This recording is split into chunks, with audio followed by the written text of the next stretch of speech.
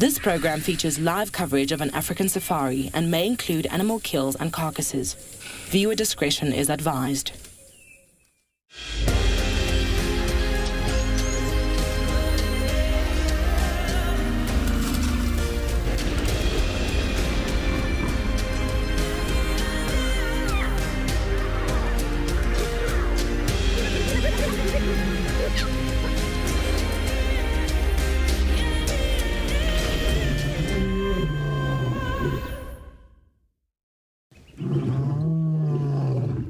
Good morning, everybody, and welcome to our sunrise safari on Sunday. Well, Sunday here for us. Maybe some parts of the world haven't quite reached where we are. So, as you can see, we've got two giraffe that are busy striding off and disappearing on us. Beautiful sunlight that's hitting them as they make their way off the western edge of quarantine. Anyway, my name is Tristan. On camera, I've got Morgan, and we have a special guest with us. Some of you will recognize Kurt. Kurt is back for another drive. Good morning, everybody. Nice to have you back, Kurt. Yeah. Good. Nice to got the second drive. Yes, I'm sure. Hopefully we'll make it a good one, and hopefully it'll be a busy one. Kurt said to me, wild dogs is what they're looking for this morning. Kurt, you're going to have a lot of fans that will enjoy that because we've got lots of people that love the dogs. So. I think so. Yeah, exactly. So yeah, that's going to be the plan for the mornings. We're going to try and head to the north and try and just see if there's any sign of them coming. There was a big pack of 25 that was in Manyeleti a few days ago, and they were coming south. So we're going to try and see if we can find them. Now, remember, we are coming to you live, so we would love to hear from all of you. If you have any questions for us or for Kurt, you can send them through to hashtag WildEarth on Twitter, at FC on the YouTube chat stream, in the comments boxes of the various places we stream to, as well as kids.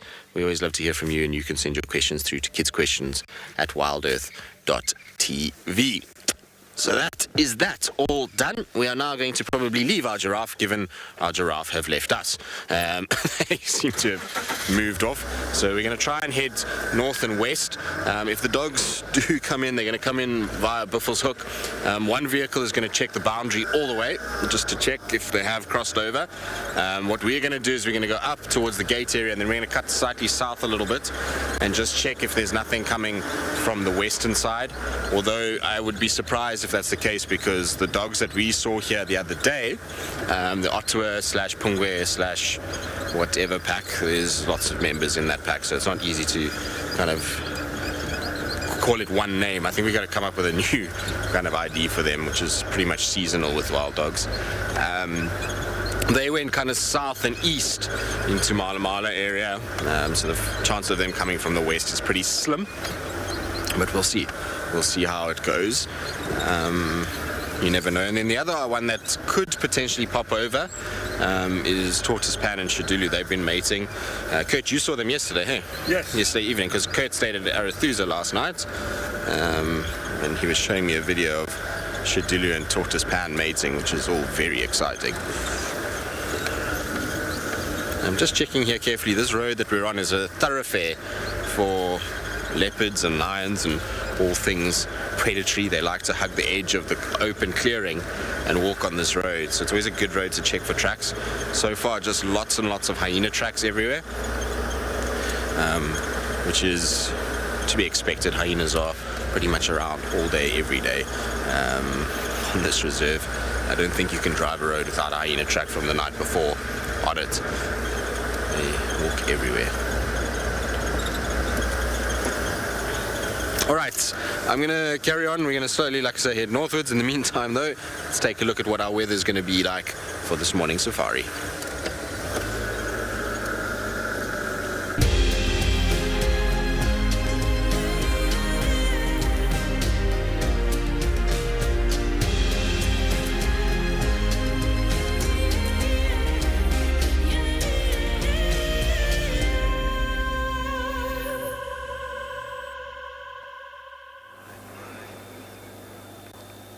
Good morning, I am Tessa and I'm going to be your guide this morning on the dam cam here at Djuma Private Game Reserve. I am sitting watching some Egyptian geese that seem to have been doing a little bit of a mating display this morning. Seems as though the one on the right is still quite intent on doing it. You can see the one on the left is nice and relaxed. But the one on the right, every now and then you might see it moving its head in a bit of a dance backwards and forwards. And definitely following this female closely behind. And here it is quite an active morning for birds this morning here at Vuyatela Dam. And it seems as though there might be quite a few fish as well this morning that are causing ripples on the water.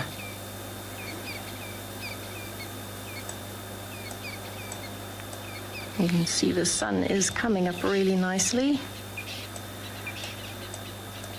And so far, it's a quiet morning at the dam. There have been quite a few birds in and out this morning. And a glimpse of a grey heron.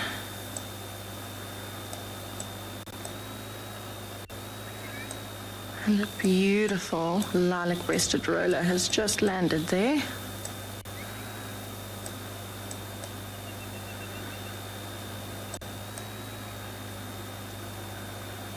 Definitely trying to warm up a little bit in the sun on its perch, but I think also looking for food.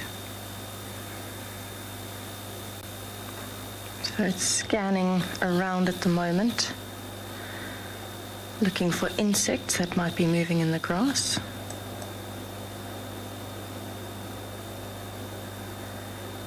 And as soon as it flies down, it actually comes back and lands just above the camera.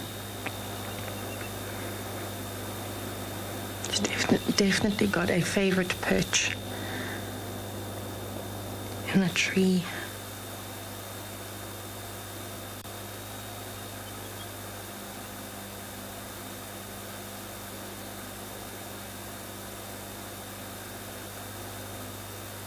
I think it's going to be a very exciting day today. I think there's a lot that might come down to the dam because we are due to get nice and hot today. But while I watch this roll on its morning hunt for breakfast, let's head over to JP, who wants to say good morning.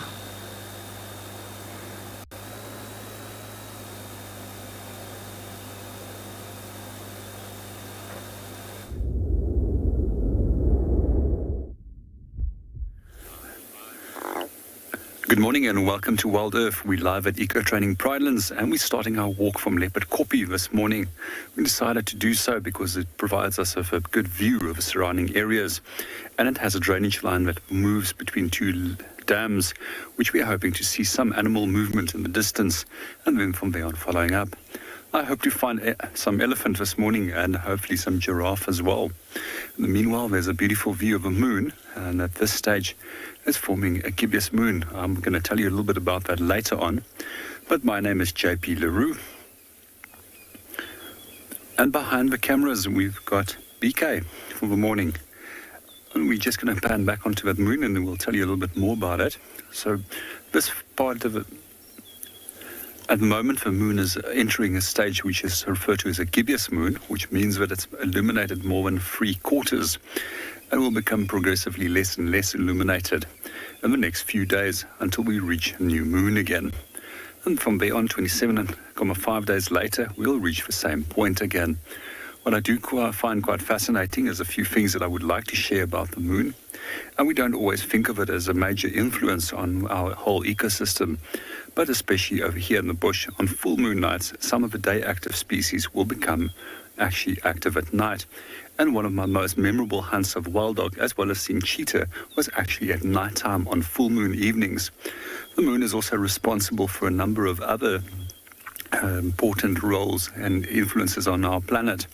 And those are also tides, and especially now that we're doing segments on the coast, in the Cape, the high tide and low tide is influenced by these influence of the moon.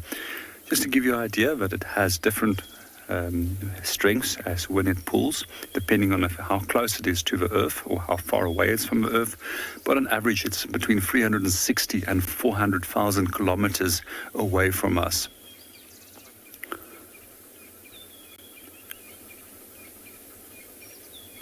I have a few things that you can also look at the moment. It forms a D shape at the one side, which means declining, which we use for knowing that it's actually undergoing a waning state. The opposite is true if you are in the northern hemisphere. When it forms a C shape, it will actually be declining. So for me, C in the southern hemisphere is always climbing, and the D shape is declining, which either means waning or a waxing moon. And it's an easy way of actually remembering it and knowing at which phase the moon is going into.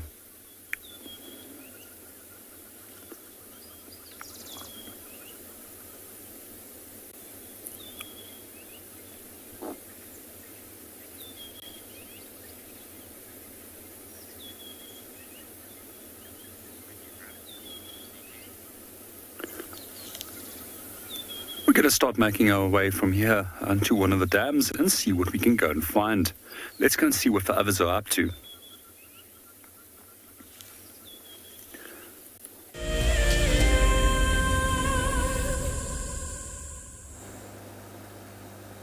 I definitely think it is going to be a very good day on the waterholes today as it gets hotter. But just have a listen to the dawn chorus of the birds here. It's unbelievable how many different bird species are calling in the background.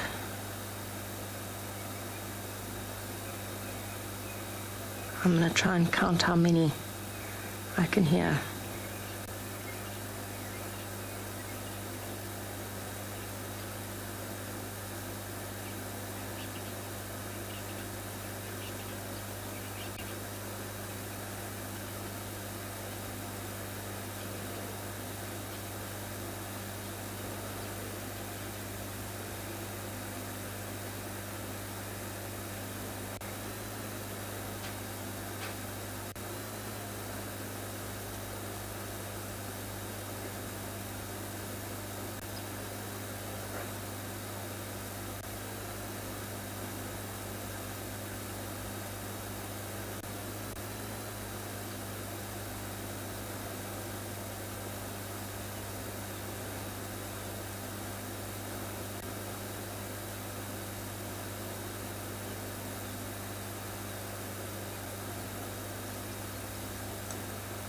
So I've already heard 5 or 6 different species there.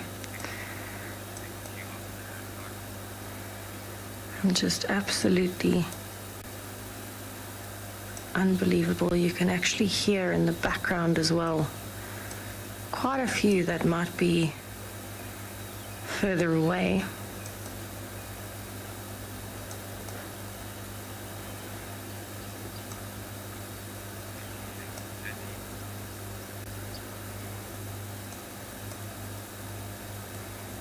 Can actually see a hornbill right in the middle as well of this big tree.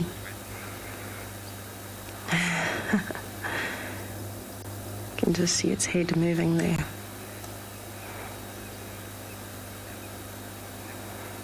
Looks like a squirrel as well.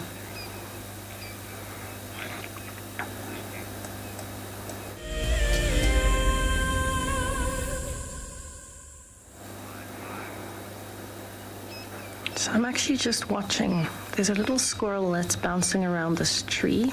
It's very hard to spot unless you see the movement.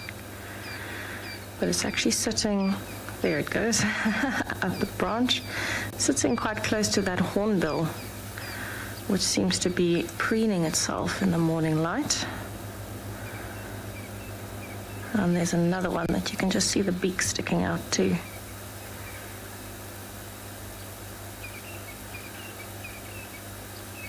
An absolutely beautiful dawn chorus happening in the background. Lots of different bird species that seem to be awake and calling to tell everyone they've survived the night.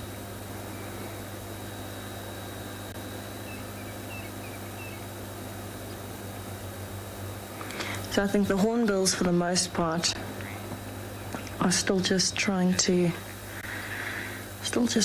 warm up. Anna Marie, I agree, it is very peaceful and calm this morning at the dam. You can see it's a beautiful, clear day.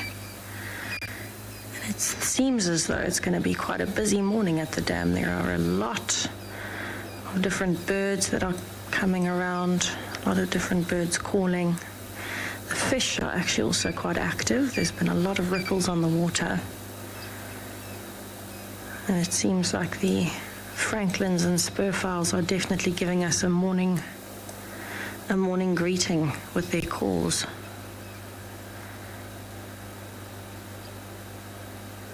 You can also see little movements over the water. Those are actually swallows.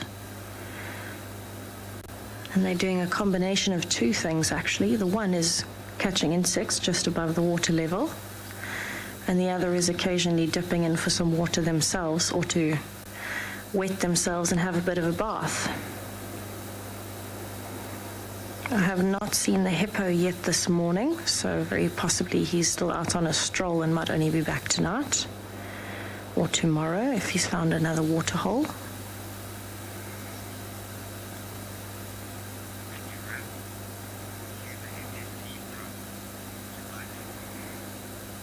All right, so while I check to see what else is coming down to the dam, let's have a look at our upcoming fireside chat that is happening tonight.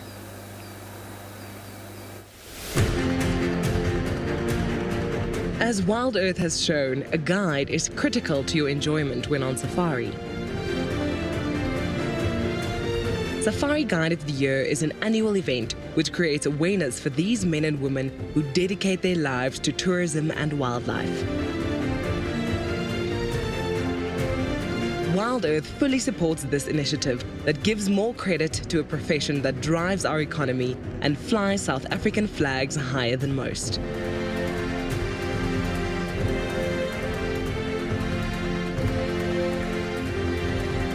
In the lead up to our live award ceremony, where the Safari Guide of the Year 2021 will be crowned, we are inviting all our viewers to join us for a special fireside chat. Open to everyone, this unique event invites some of the top guides in the country to Djuma on the 26th of September, straight after the Sunset Safari. Well, I just turned off. I thought I heard something calling, but it was just Wendy squeaking, I think.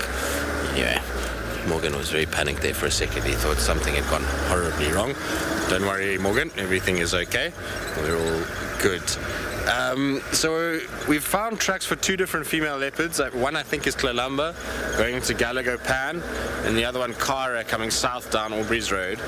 So what I'm doing, I just want to bend round to Gallagher shortcut and then come down there and then back around and see where they've kind of gone. It looks like Kara's crossed over Vuyatela Access and is heading towards Power Lines Road, and Kalahari looks like she's heading kind of towards Gallagher Pan and then maybe north from there. So we're just going to do a little loop around just to check if they are not visible, either one of the girls. We haven't seen either of them for a while now, so it will be nice to catch up with one of them.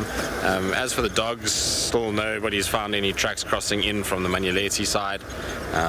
So yeah, I don't know if we'll get lucky with those this morning, but we'll kind of keep our ear to the ground. So many tracks on this road always. Whenever you drive here in the mornings, this fire break section, and I don't know why, it's just this little section between Aubrey's and Gallagher shortcuts. It gets a lot of attention and a lot of movement from animals. I think it's because it kind of connects Baobab Dam to Gallagher shortcuts, and that's why you see a lot of movement of the animals through here. I see. So Kara came from here.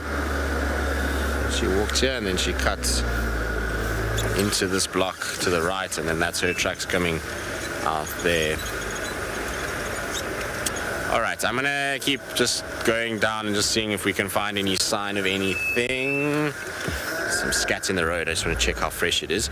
In the meantime, though, let's send you across to Tess on the dam cam.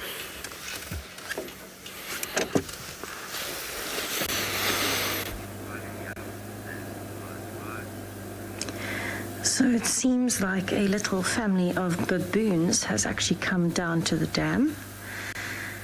They have not approached the water yet. They are still just grooming in the sun, I think, waiting a little while before they head towards the water, but you can see there is a little baby here that is having a blast playing and bouncing around all the adults. There you can see its hands while they're cleaning each other.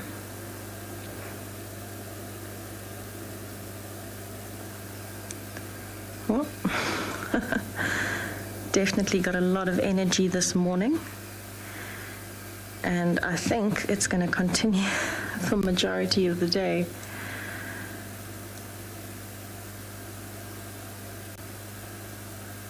So these baboons seem to be having a really, really good time just learning new things around the dam, especially this teenager and the little baby.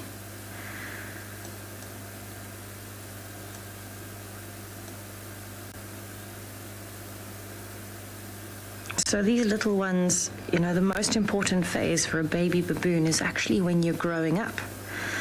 You're learning as you grow and as you get older. It's the same in life for all of us, I think. As you get older, you learn things and you grow. But playing for a baby baboon is incredibly important. I found a stick, although it seems to be standing on it. And it's definitely got an itch in its back left leg because every time it tries to run, it stops to scratch. You can see there it's trying very hard in terms of its learning and playing this morning. So this actually looks like a male and a female grooming each other.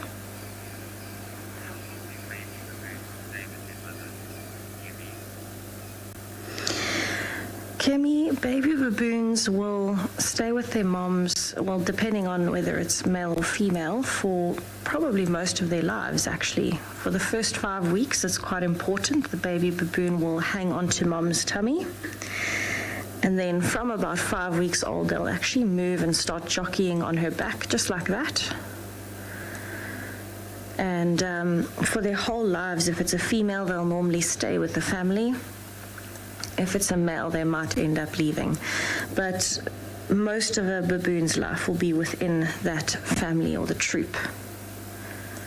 And so it really just depends on the dynamics of the individual group. The young ones, as far as I know, should stop drinking milk at about 6 months old. They get weaned. And so what happens then is they no longer need mom's milk, but they will stay with the parents because they are social animals. They're incredibly social. Try and get that focus right. There we go. And so for them, it's actually very, very important to stay with the family for as long as possible. Baboons are very similar to people in a lot of ways.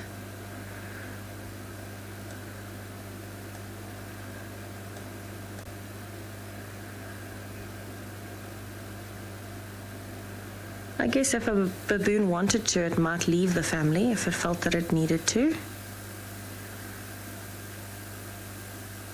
But normally what happens is, within the family, most of them will stay, even some of the males, because as they get older, baboons have quite a unique system where they have one dominant male who's normally towards the front of the family, and then the other males will fall into dominance around him. And so they'll actually walk towards the outskirts of the family. They will protect the family. And they'll actually stay with the family for as long as they can. The only real reason I could think of that a baboon would ever leave is if there is, for example, a very big fight about dominance and he is not tolerated anymore.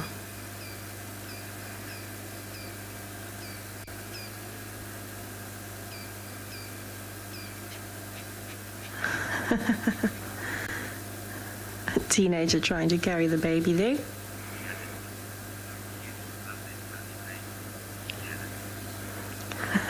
Janet, yes, they do have fuzzy faces. They are very cute. It definitely seems like it's going to be a morning full of antics and adventures for this little one. Constantly moving where the adults are much more calm. And that's all part of that learning process. Oh, that one's got a bit of a cough.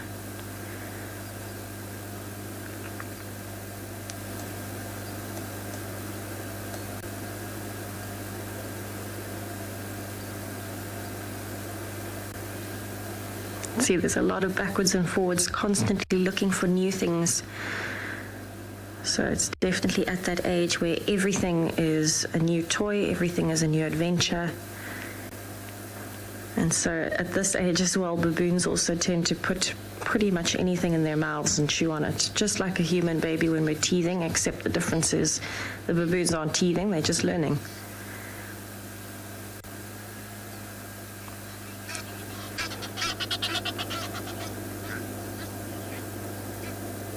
Yeah, so it definitely seems like there is quite a bit of activity here. I'm going to spend a little bit more time watching these baboons just to see what else they do and where they might go.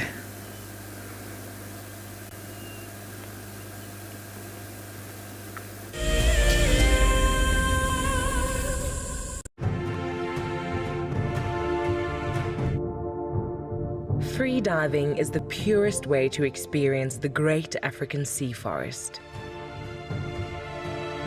Silently gliding through the long kelp fronds allows you to reconnect with nature and explore this enchanted world. Sea Forest is a brand new daily experience coming soon on the WildEarth channel. You will explore an underwater forest live from Cape Town, while a team of naturalists explain what we are seeing. Like trees in a forest, these kelp provide food and shelter for many, many species. Magical encounters with shy marine life, crustaceans, sharks, seals, and so much more will all bring a window of calm into an otherwise chaotic world.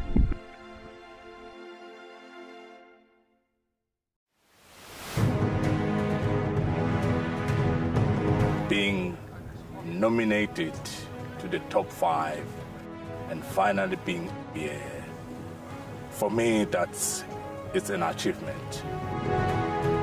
Tracks, I believe I did quite well, and the walk.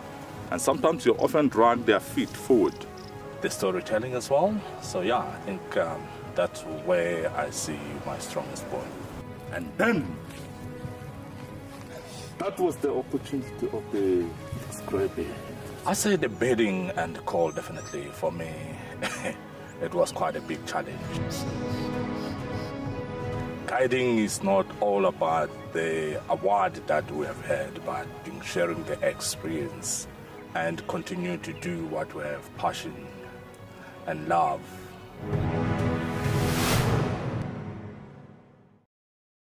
Something very, very interesting. I didn't plan this, but this is a scene rarely seen. This is what we call a journey of giraffe. So beautiful.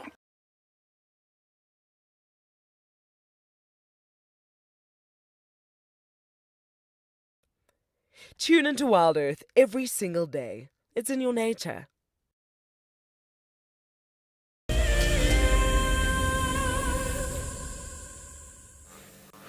Well, we're with a herd of Impala at the moment that are slowly coming out of a block.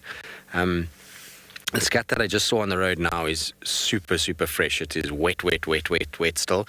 And the track is Tlalambas, it's not Karas. And that's coming from Gallagher Pan side. And so I think she's here stalking these Impalas because the track just vanishes from the scat. It goes up the road slightly. And as it drew in line with the Impalas, it just off the road completely. So I don't know if she's in this little block on the left-hand side. So this is the fire break side. And the Impalas are coming out of the fire break, or kind of out of the block onto the fire break from this left side. Now this left-hand side here is perfect place for a leopard to hunt. And if she is hunting, she's going to be dead flat. She's not going to be up and visible, which is going to make seeing her near impossible. But somebody that was on the other road to the north of us, which is the boundary road, said that they've driven it. There's definitely no tracks there that they can see crossing. And even I looked now on that little section of road, she comes off the road there. And generally with leopards, when they're walking on roads and defecating on roads, it's when they're moving somewhere, they're scent marking, they're patrolling. So when she's like that and all of a sudden moves off the road, there's a reason for it. So it's either she's doesn't want to be seen by a vehicle, or it's by the fact that there's a prey species that is around that she wants to hunt. And so they come off of the road into the block, and then they sit there and they try and get into position in order to hunt them, which is, I think, what has happened here. I'm going to just go back a little bit. Actually, what I want to do is just do a little loop again, just to make 100% sure she hasn't come out of this block. But if she hasn't, and she does stalk and hunt these impalas, at some point she'll give herself away. So at some point, the impala, she'll try and go for them, or the impala will spot her, and at that point then, they should alarm call. So if we just stay generally quite close, we can very easily pick them up. Or pick her up, should I say. Sorry, little impalas. Just want to go onto the boundary just to make 100% sure. I pretty much trust the person that said that they didn't see tracks, but let's just make 100% certain. It would be nice to see Kalamba. I would be super excited if we managed to pick her up. Problem is she might cross into Bushwalk, and if she does, or if she has, then signal for us becomes the fight that we have to fight. Drops off pretty quickly if she just goes straight north. So we'll check this big game path here. Make sure she didn't go over that one, which it doesn't look like she did.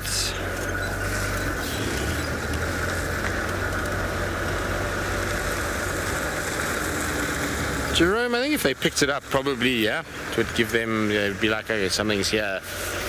They'd be a bit nervy. So, yeah, it's possible. But they'd have to be very close to it. It wouldn't be just, predator scats on the road and I'm in the block and I pick it up. Not so much, especially not on a morning like this. We don't have a lot of wind this morning. So, very, very still. Therefore, smelling a leopard would be quite tough. Just want to check this area.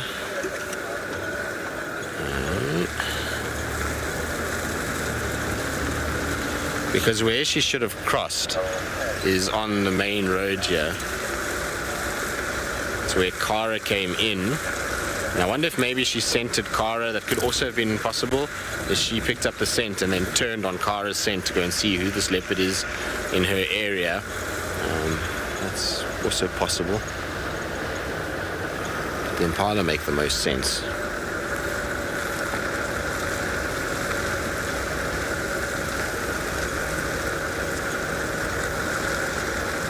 Want to check carefully.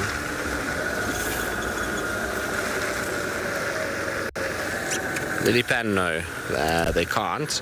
Young male leopard tracks, while maybe at some point in their age will be the similar size to a adult leopardess, they have a slightly different structure. What you'll find is that an elephant in the road there. Let's just go and have a look at the ellie. We'll be close enough that if there's an alarm call, we'll pick it up. And I actually just want to check this little section.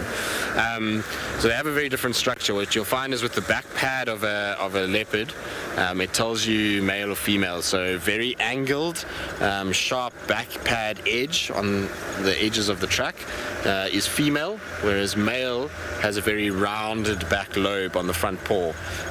So if you see a track and you think, well, this could be male or female, then you just look at that detail on them and you're able to pick it up. That's not always that easily visible. So then the other thing that you would use is that a leopard male that has the track size of an adult female generally is still under the protection of its mother and shouldn't really be walking around that much by itself at that size. So you should have the mother's track accompanying it. Remember that leopard males, their feet get big very quickly, so already at about 6 months, 7 months, 8 months, their foot size is the same size as their mother's. So you'd have them walking together rather than apart. All station. Sorry. Are there any updates? People on the radio, we just turn that down, but nice to see a little Ellie. I always love this particular road in the early mornings. It's the light's getting a little bit harsh, but in early morning you get this beautiful kind of rolling hill effect, of the roads meandering along, and then you get this sunshine that kind of comes behind it, and it's often golden along this area. I think it's pretty, and especially if you get mist. You can see this morning it's a bit hazy down the road, so it adds a lot of atmosphere to things when you see it like this. And it seems like more than just the one eddy. There's like a couple of them that are coming out. Been really nice to have so many elephants of late. The reason why I stopped a bit further away is because I didn't want the ellie to run off the road. You can see something has caught its attention. It's maybe the rest of the herd that's crossing. But this one is wanting to catch up. And just like that, gone over the road. So we can roll forward, see if we can get a better view. I'm sure there's more of them coming still. I'm sure this is not the only one. Like I said, I don't mind sitting with these ellies this close, even though I'm pretty sure this cat is somewhere close by here. You know, if she makes any move, those impalas are going to see her. And if she gets past the impalas, then we'll pick up her track on the other side. There's another road that runs parallel. If she's following Kara, I know where Kara's footprints went, and then we'll be able to see the numbers on top of our vehicle track. So hopefully we can find her. Little baby running across, cute man.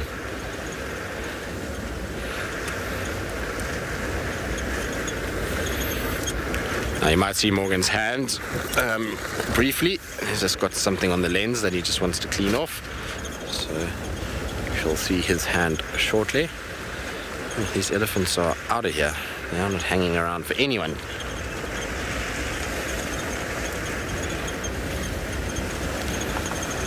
A tiny little baby that crossed the road.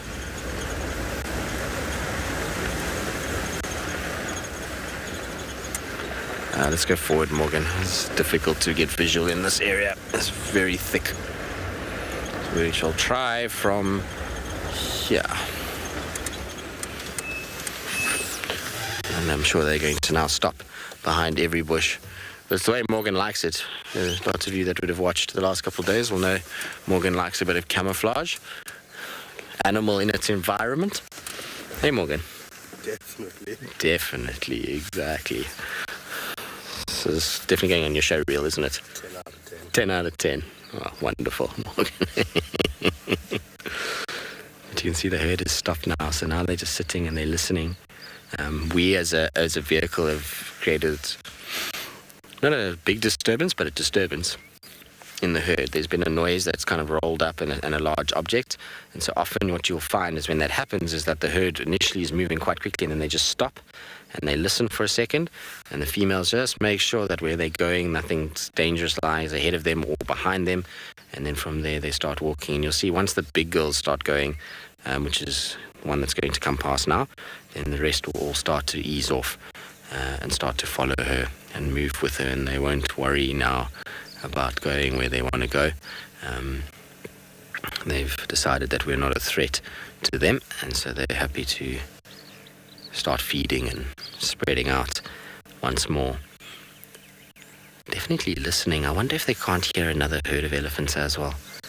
You know, these guys have supreme hearing and also an amazing ability to pick up vibration, and they can communicate over quite large distances. So while we can't see a herd, it doesn't necessarily mean that they themselves can't hear one.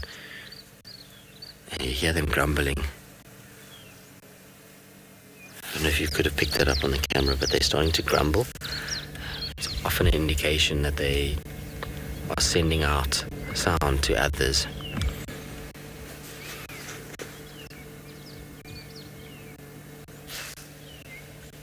The direction just changed all of a sudden too, which is weird.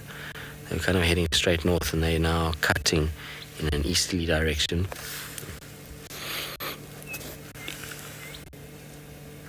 Some are actually even heading south again. Here comes a little baby. She's going to come through now.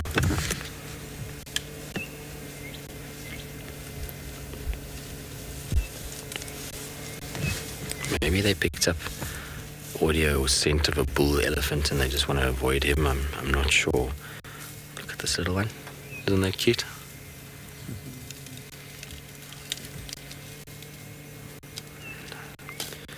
There's not many people in this world that can deny a baby elephant is a cute thing, especially with their personalities. Baby elephants always have fun kind of personalities that they are busy and they do their thing. I love watching them, especially if there's a couple of them in a herd at the same age, and it can be full-on shenanigans at times. It's weird, they're talking a lot to each other and grumbling. I wonder, something is, well, they've detected something, whether it be some sort of element of danger that they're sniffing, or another herd, or a bull, or even us.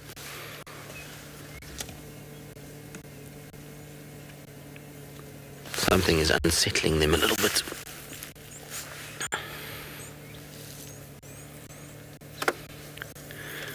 Nemo, yes. Elephants do stampede. It's not nice when they do it, but it takes a lot of kind of push to get them to go that way. But if the whole herd decides that there's something wrong and they want to run, so fire, for example, if a fire starts coming and the herd decides it's time to go, then they can stampede. It's a scary prospect when you see a big herd of elephants all running full speed at the same time. You sometimes see it also with bull elephants when they're in must and they start to harass females in heat. It can trigger the herd to run, and you get this kind of movement of this whole herd. Also with lions and wild dogs, if the herd feels like they're being threatened, they'll often also stampede towards them. And generally then you want to be out of their way and nowhere near where they are, because it's not a pleasant thing to be in front of a marauding herd of elephants that are running at you.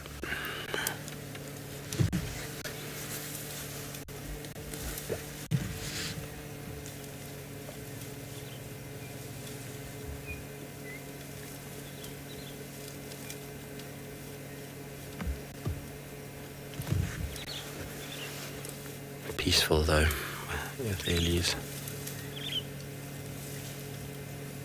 It's one of my favorite things about them, is that they are so incredibly gentle with their young ones, and even when feeding, while they can be completely abusive to a tree, a lot of the time there's some lazy kind of gentleness in the way that they approach things. Like even this cow, the way that she's feeding, she's not really been that aggressive with the breaking of grass. It's all very delicate, and she's just pulling what she wants out from between that fallen over tree. It's pretty cool to watch. And the little one, I think, is still unsure about us. It's kind of hiding behind mom. Every now and then you'll see that little trunk poking out underneath the mom's tummy as he kind of sniffs us, or she. I can't see if it's a he or she from this angle. Sniffs us and just make sure we're nothing to worry about. And that little baby will take all its cues from its mom.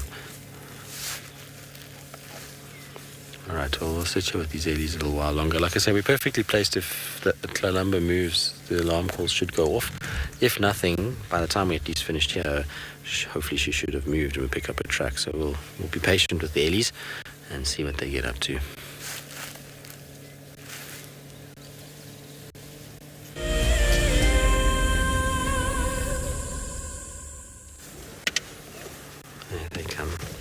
So weird, they're coming back to the road. It's a nice opportunity to just sit quietly and let you guys enjoy the sounds of the elephants in the morning.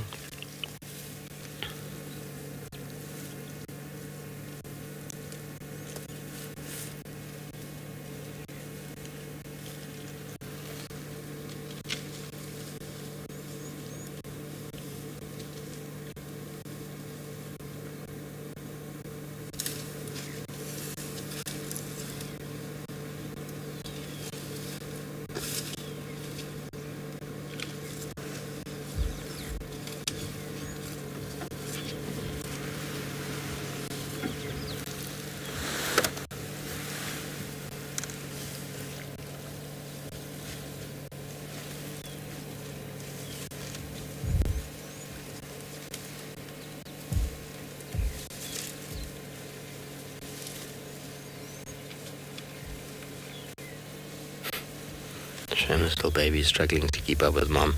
Much harder when you have little legs to be able to keep up with mom's big strides. Roll forward a bit. I think we can roll. Maybe not. No, Wendy, don't make noise.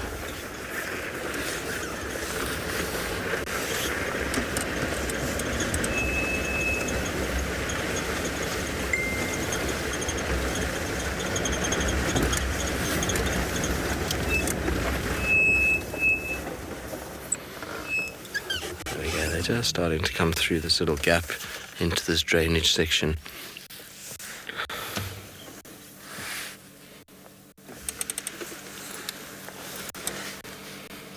Sure, there's going to be a lot of elephants again today. It's getting very warm already. In fact, much hotter than yesterday already. So I think we're going to have a very warm day.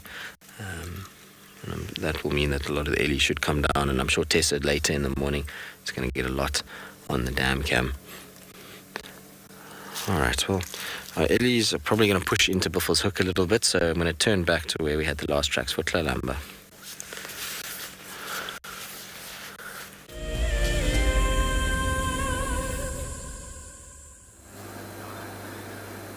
So it looks like the whole troop of baboons has come down towards the dam. I'm pretty sure that this is the same troop that was here yesterday. I'm saying that because of all the little ones. So there is a newborn that is with that female that's walking there. And that's the one that I'm saying is giving me the indication that this is the same troop. So baboons are actually, there it is, not territorial, but they will stick to an area if they know that it's got enough food and water, and so I'm pretty sure these are the exact same baboons that were around yesterday.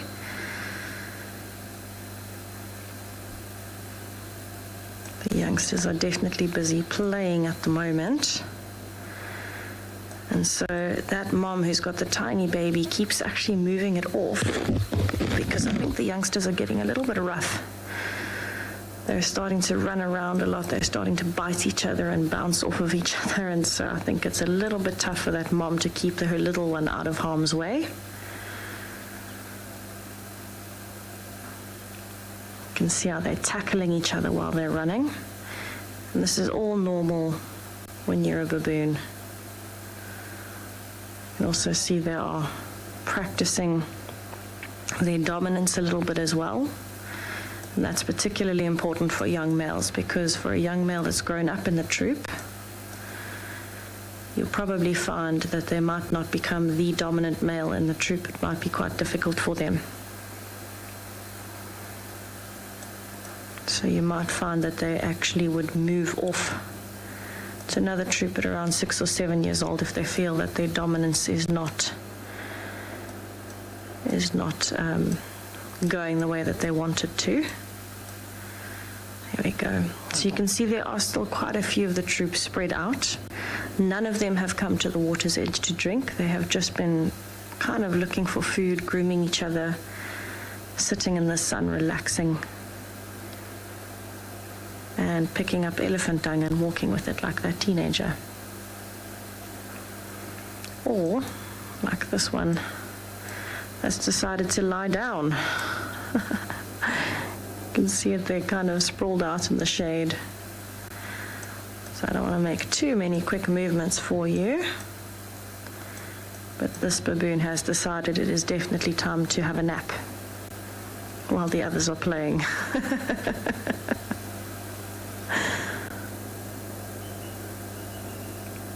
Very rudely interrupted sleep there.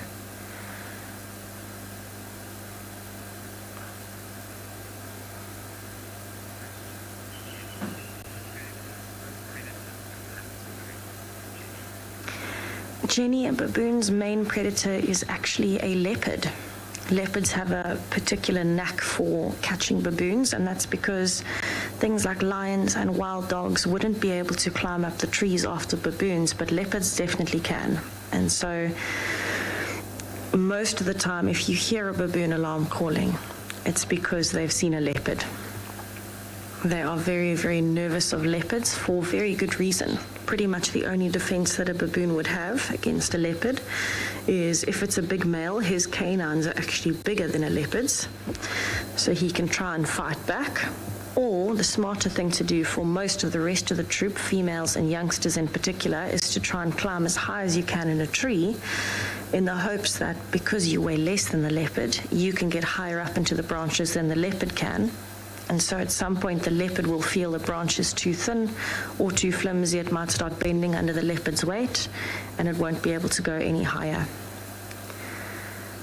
That being said, leopards are incredibly good at catching baboons and monkeys. So that would be the main predator. Another predator for a baboon would actually be a human. Humans are in fact predators of everything. But you can see they look quite relaxed. It doesn't look like they're too worried that there is a predator around, especially with all of the youngsters playing so much. And the really nice thing is you can see, you know, the adults in particular that sit around, maybe not the very sleepy one in the back left. It looks like it's having a nap sitting up. But most of the time there'll be quite a few sentinels, some of the big males that'll be sitting up and looking like the one right in the middle at the back. And they're watching for movements, they're listening, they're smelling.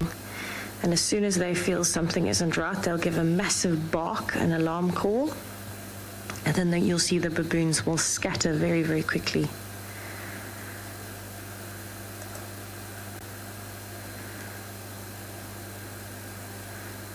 So baboons are actually an incredible predator themselves, especially big males can take down lion and leopard cubs, hyena pups.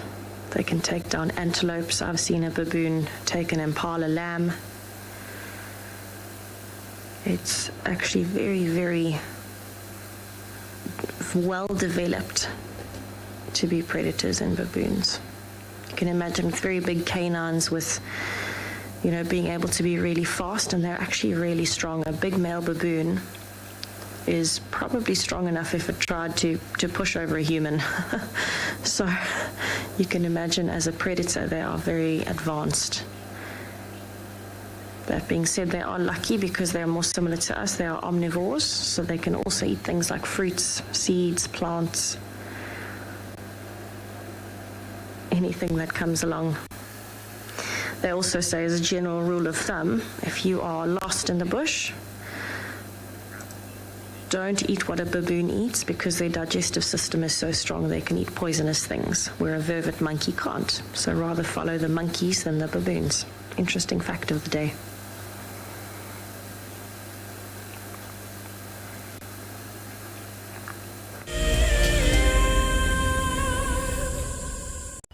The WildEarth channel now runs for 24 hours a day and is filled with exciting wildlife experiences for the whole family. In addition to our twice daily live safaris from Africa, we launch Sea Forest.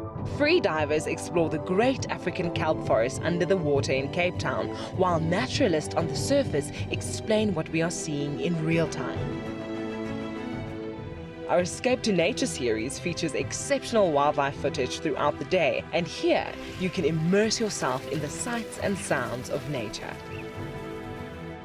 And finally, we are launching a brand new penguin experience later this month, where you can follow the lives of a group of African penguins daily and in real time. If you want to join in on these experiences, then head over to wildearth.tv/channel to see where you can watch. Escape to nature with WildEarth.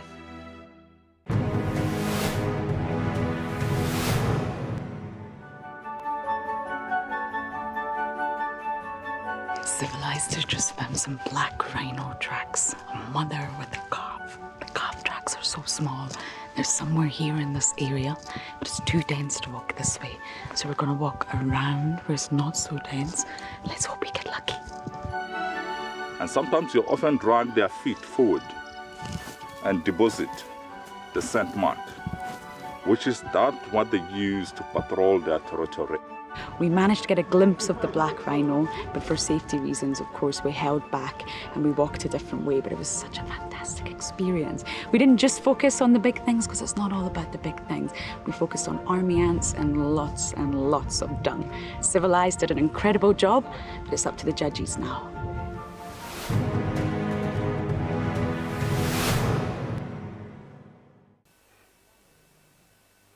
This is a battle of two great carnivores of the African wilderness. Whew. Whoa! You don't want to be under those jaws. Definitely, this round goes to the lion. Look at that. Fantastic. Expect the unexpected here on WildEarth daily.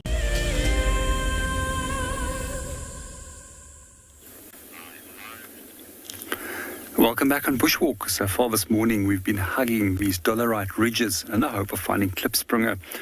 We also have been looking at the sunny spots to see if we can potentially see a leopard that's lying up in the early morning sun. What we did find over here was a number of baboons. They actually found us and the alarm called and then moved off. So what I did want to come and find out is if this may be one of the areas where they might be roosting. So at night time, they do go onto rocky ridges and outcrops as well as in high trees, and in some places they will even go onto electric pylons. As if they don't have great vision at night, they know that they're susceptible to predators such as leopard, and that's one of the reasons why they go and hide up at night. In the daytime, their superior eyesight enables them to detect predators and us at a big distance. And to make sure that everybody is safe, there's always somebody that's on security detail, busy looking out to see what's going on and then alerting the troop. So what we also might find is that they will try and escape from leopard, especially at night. But leopards do go into these rocky outcrops and they do go into trees as well at night time to try and get a baboon out of there. But what they do is they do it at the darkest parts of the night where there's less visibility and at their lowest risk. We also find in daytime when leopards do go for baboons quite often, they do so by ambushing them from a point where they are at the upper hand over the baboons, or they'll go for baboons that are falling behind the rest of the group. Because to go into a main group like that is suicide for a leopard. For those of you that have joined us for the first time, baboons actually have got longer canines than the lions have, and those formidable weapons is easy to kill a predator such as a lion, or as a leopard. And I have seen them in the past where they have killed young leopards, as well as where they have killed leopard cubs, which was hidden in a rocky outcrop that's similar to this one over here. These type of rocky outcrops, they have a lot of crevices and cracks and places and fissures where young leopard cubs can be hidden safely away from other predators. And when it comes to predators, they too will outcompete one another's young, because in the end of the day, they compete for the same food source. And if you can eliminate the young, it's already one less hassle for you when it comes to finding a meal. Just for those of you that are often in outdoor areas where leopard does occur, leopard can very easily become a very dangerous animal if you do trap them in an area like this. So the presence of baboons this morning told us that it's safe to approach this area, that it's unlikely that there's leopard or any potential threats. But also if you do hear little sounds coming from leopard cubs or lion, it sounds very similar, like ow calls, it's always best to immediately move away from these rocky outcrops and not to be confronted by the mother. And meanwhile, let's go and see what Tristan is up to.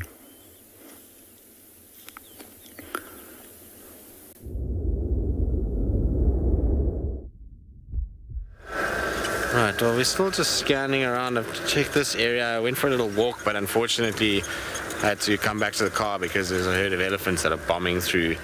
I just didn't want to get caught too far and leave Kurt and Morgan on the car alone, so I had to come back.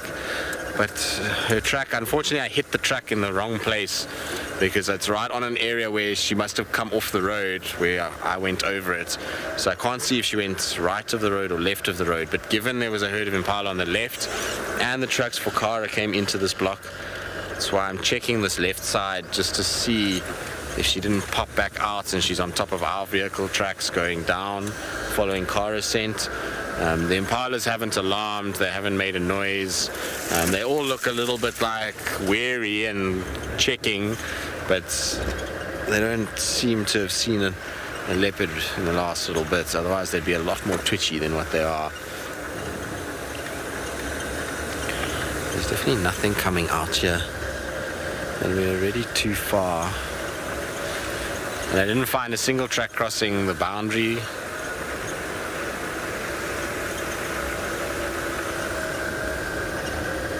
She must be there somewhere just down. We just can't see her in this long grass. There's some very nice little hiding spots in this block for a leopard. Grass that is the perfect length that if they just sit, unless you are right with them, you're not even going to know that they're there. Little steenbok on our left, which I'm pretty sure won't stay if I stop.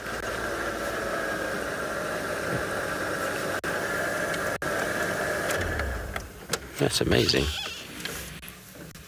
It is staying. That's crazy. I'm surprised that it's staying as close as it is. Normally steenbok are super flighty animals. So to have one, I mean, what is that, 5 meters away from us and not running is pretty crazy. I think it's going to walk off. Little female, lots of them around this morning. It's amazing how it just gets behind something and it disappears. Yeah. But this one must have seen cars. They must come off the fire break. There's no ways they normally behave this way. At that proximity, it's normally just dash off and give themselves some space.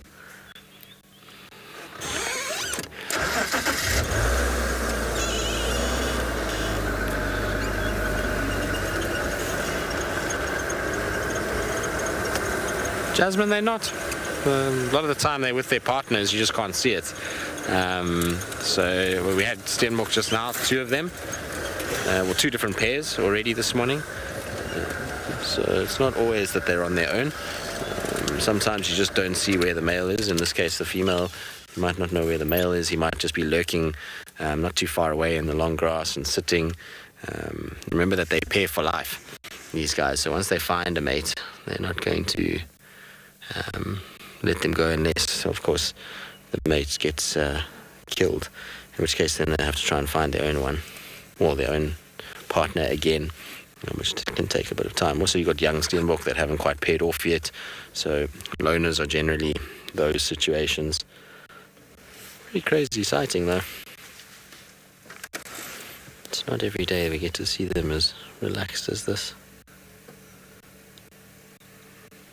See how it's listening.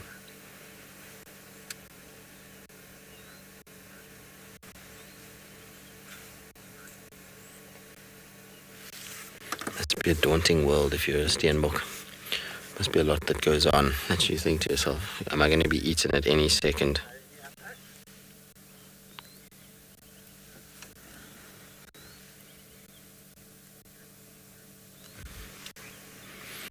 And off it goes. Alright, so I think let's leave it there. Let's carry on. Do another sort of loop around just to check. Just want to see something here quickly.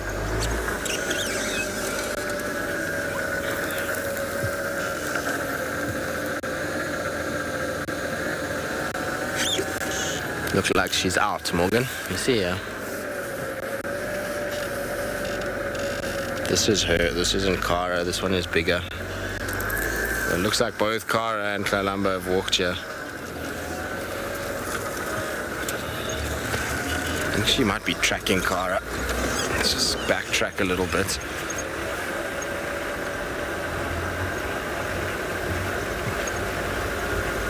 This was definitely earlier when I drove this road. There was only the one set. But there's a bigger leopard that's walking on here as well now. Kara's got very, very small feet. We talk about it quite regularly. It's quite amazing how much smaller her feet are than all the other girls out here. Yes, boy. You're the boss, we know. Leave her alone, she's mated already. You can't mate with her.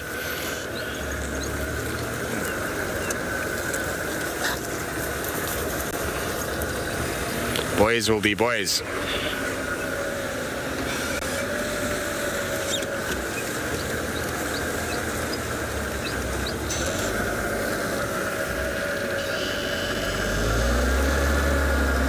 Ziad, who's 8 years old, you're asking if the elephants could be smelling Kalamba. Yeah, very much so. If they, those ones that that we saw, maybe not, but if they are close enough to her, then they will pick up her scent, yes. They'll be able to work out where she is and try and either move away. But generally, leopards and elephants actually coexist pretty peacefully. It's only very seldom occasions where a leopard will try and go after an elephant, or an elephant will push a leopard away, but for the most part they actually just ignore each other. I've seen a lot of leopards just sitting watching elephants walk by, and elephants just looking at them and then carrying on. So it's not a huge thing in either animal's life.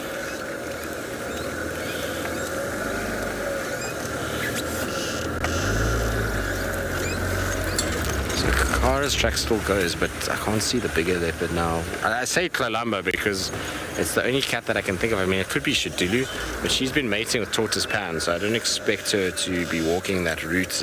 It's very much a route that Kalamba would use.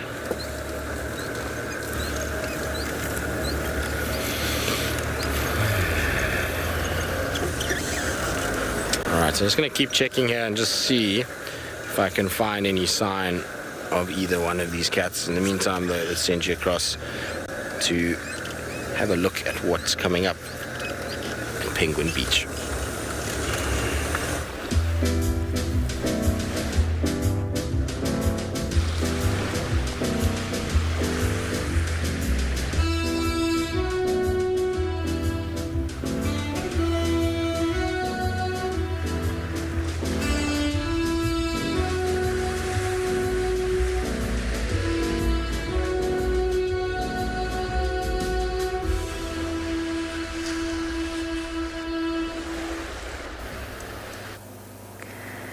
So we still have some baboon antics happening here at Waterhole Dam. It seems as though Mom has finally managed to get the baby to calm down a little bit. It looks as though it might be suckling at the moment. And the rest of the naughty teenagers seem to have moved off.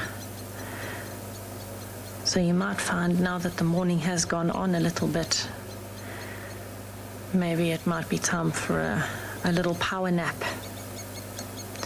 So baboon babies are actually very, very similar to human babies. It's something that is very, very important, is to have enough rest.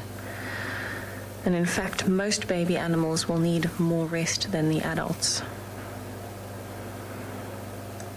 There are still quite a lot of baboons out and about, though. It seems like everybody is starting to calm down, and that's because the temperature has started going up now. So it looks as though everybody's either relaxing or grooming. See if I can get a close-up of that one who's having a really good grooming session by the other baboon. You can see it's got its foot in the air, and this is actually really important for baboons for more than one reason. Yes, it helps with pests and things that might be itchy, like insects, spiders, anything that might be stuck in the coat, even seeds which would pull at the hairs. But at the same time, this is one of the crucial aspects of baboons maintaining their social bonds and moving up in dominance as well. If you spend a lot of time grooming one of the dominant males or close to him, then it's more likely that he's going to start favoring you. And so you might move up in rank, whether you're a female or a male. And so this is very, very important for baboons to learn from a young age. Even the tiny little baby will see even, slightly older teenagers or anyone else grooming other baboons, and it'll start to imitate. It starts combing its fingers through the other baboon's hair. It starts trying to put everything into its mouth. And in fact, earlier I saw the little one, as one of the bigger baboons managed to find something in the coat of another one, she took it out with her teeth, and the little one put her hand straight into the mouth of the other baboon and tried to take it out. So definitely learning how to function in the baboon society. Also, this is actually a pretty big way that baboons will get quite a lot of their protein in, is from eating insects and things that have that have gotten stuck in each other's coats.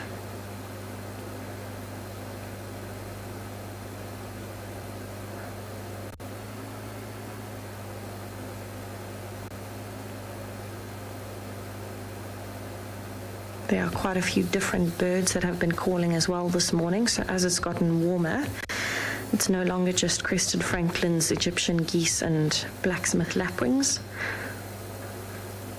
There have been a lot of birds flitting in and out. I can hear quite a few virtual starlings.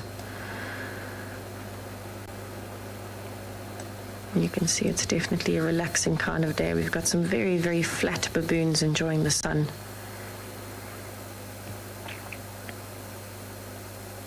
So I'm going to zoom out and just go back over to where the little baby is. It started playing again.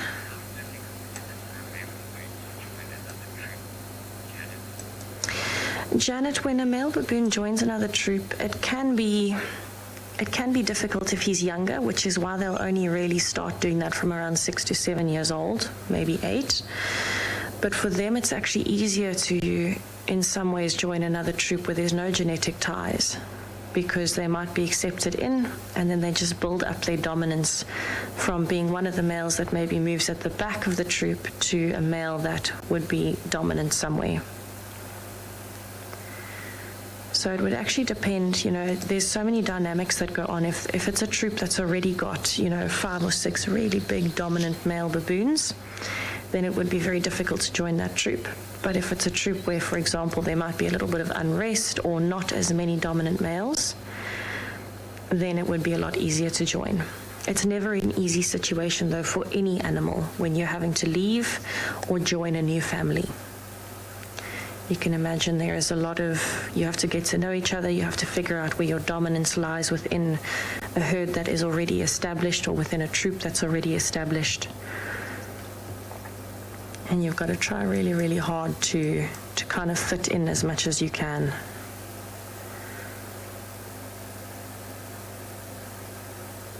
So a very big male baboon won't tolerate younger males that are trying to push their luck, even if they are new. And so it's part of conforming to what you need to do until you can build your dominance. So you can see why the mom is nervous of this little one playing with the adults or the teenagers, because it can get very, very rough. So I'm definitely going to watch for a little bit longer, because it seems we've got a second burst of energy going on.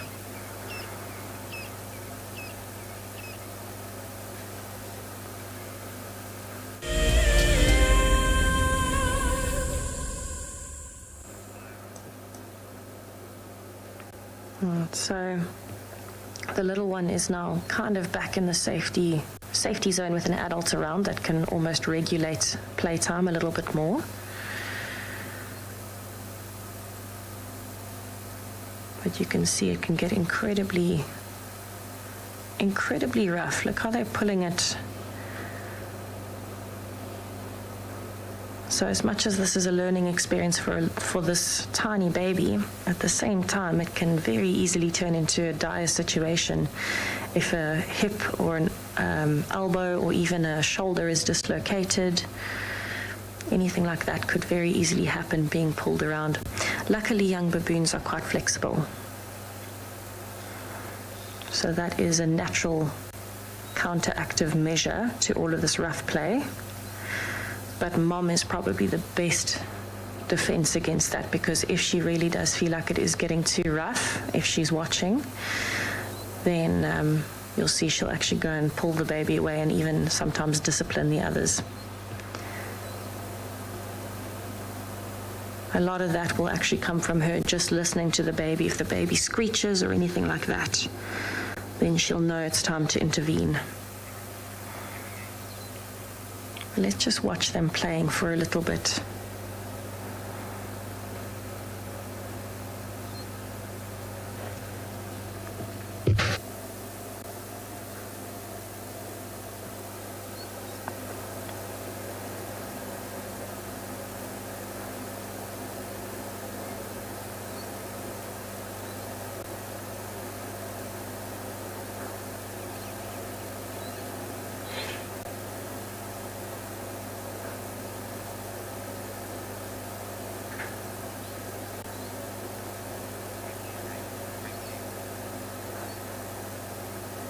can see it's definitely a whole new burst of energy that's happening here.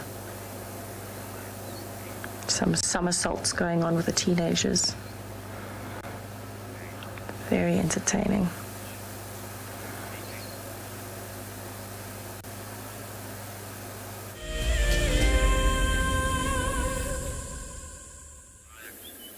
Welcome back on Bushwalk. We're still with our group of baboons, and it seems the last one has just hopped off onto the ground.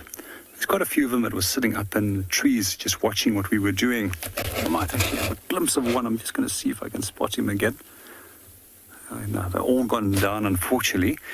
But in the meanwhile, we'll just tell you a little bit about baboons and their behavior. So I might repeat some of the things that Tess has already said.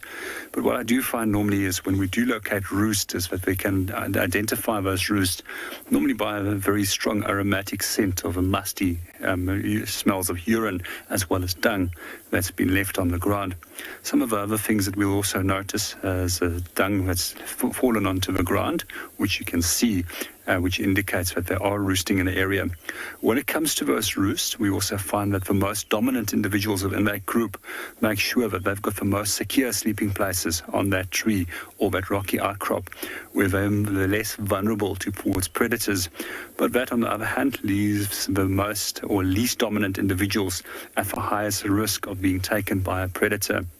So one of the things that we were taught as well as guides over the years is when you are following leopards or lion at night, it's always best to avoid these roosting spots because you can potentially disturb them at night. They can come down, and they actually found in the past that there was a large amount of mortalities of baboons actually being killed by a lion on the ground when they do come off because of us driving underneath those trees by accident. So as a guide, it's always an ethical aspect to at least try and not impact on other species when you are viewing another species as well, and also leaving the least impact on that species when you are viewing, and never jeopardizing the well-being or safety of any of those animals. Just to come back to the baboons, some of the things I also find very interesting about their social organization is that there's no centralized leadership. There's actually a number of different individuals, males, which will be in charge of that group. And their position is normally determined by the one that has the best relationships with the other dominant members in the group. So you don't physically have to be the strongest baboon to be the most dominant baboon in that group. And that we also then find is that all of those males will be dominant over females, and females have got their own dominance system. And within that female dominance system, we find that females that are born to dominant females will automatically enjoy a rank throughout their life, while young males that are born to dominant females will only enjoy that rank position for the first part of their life. But generally being born to a high-ranking female in any animal group means that you've got a far greater access to food and resources, which means that you are most likely going to become slightly larger and bigger because of that little head start that you have, and that will provide you with opportunity to dominate later on in life. So as Tess has mentioned, baboons quite often, males will go out and they will find new troops, and they'll have to immigrate into those groups and be accepted into that group. And those young males will have a better chance of actually gaining dominance in later life in that specific groups as well.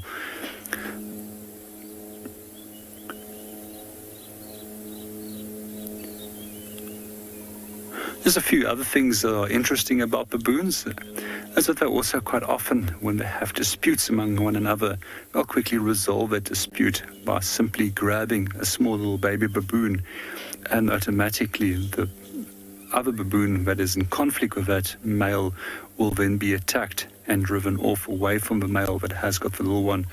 Very unique way of dealing with conflict.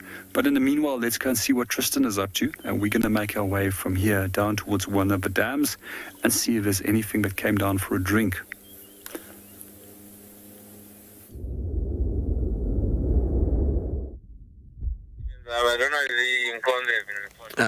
Sorry about that, everybody. Radio is very loud. It's when I'm driving, just to hear what's going on. So we just can't get away from Ellie's at the moment. It's making tracking anything incredibly difficult, but at the same time, it's very cute. So, we can take it in. But it's just, you walk somewhere and an elephant just pops out in front of you everywhere. So it's becoming quite tricky to navigate through all of that. We don't have any further tracks between of the two different leopard tracks that we've had. So yeah, I'm sure they're just in one of these blocks on this western side. So I just thought I'd do a slightly bigger loop in case they had moved a little bit further south of where we were checking. But Klalamba, or whoever this cat is, like I say, I mean, Klalamba is my guess, but it might not be her. But considering Shadulu's mating with Tortoise Pan and is in the west, the size of the track really only leaves her. And she came from this road and she walked up straight where we are now and defecated, and then up again and defecated again. So she's come off a big kill. Both of her scats are massive, so she's been eating something large the last few days. Cute, isn't it, kid? Super cute little elephant. Lots of attitude, which is par for the course with Ellie's. Morgan, look, today I'm ducking before you have to say anything. I saw that. You saw that? Oh, good. You see, I'm looking after you today. I know. What can I say? I'm trying to be nice to you today, Morgan. I've let you off the hook. Oh, finally. Finally. It's a first for everything. There's a first for everything, apparently. You know what's going to happen is half of you must think Morgan is a delinquent and has no ability to read. The other half of you must think that I'm just the nastiest person ever to Morgan. Definitely the second. Sure. I was about to say something so nice, and then you just threw me under the bus. It was like bus, Tristan, Morgan, straight over me. I was going to say, that the truth lies somewhere in between and that Morgan's an absolute treat to have in the vehicle, but I take it back. You're not awesome anymore. I'm going to get my own t-shirt. Morgan isn't awesome. It won't sell as well. I'm not trying to sell it. I just want the statement to be out there. Anyway, let's leave these Ellies and carry on. Apparently there's also tracks for the 3 Nkuhuma lionesses with the cubs. So not the cubs that are with them, but the 3 Nkuhuma lionesses that have had cubs walking around on the southern side of Djuma. The update was just given now. I don't know what the actual outcome was of it, but I'm pretty sure that they were going to say that has anyone seen these tracks, and I'm wondering if it isn't for those lions. The problem that you can see here is quite clear of how difficult it can get when there are a lot of elephants around. Do you see on both sides of the road here these massive big dinner plate sized feet that have walked? Now a leopard walking on the road, you will still pick up tracks in between, but if the elephants have walked on top, and this is only 2 elephants, you can see how quickly they can destroy all the tracks.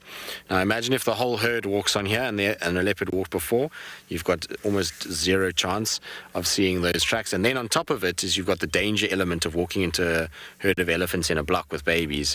It's not so pleasant to do so, especially given that when we're out here tracking, we don't track with rifles or anything like that, so we just walk through without any sort of protection by your own brain and wits, and so it can be a bit hairy when you've got a lot of elephant like this walking around. Just now I was walking and kind of looked up and there was an elephant in front of me, an elephant to my right. I could hear them further up the hill.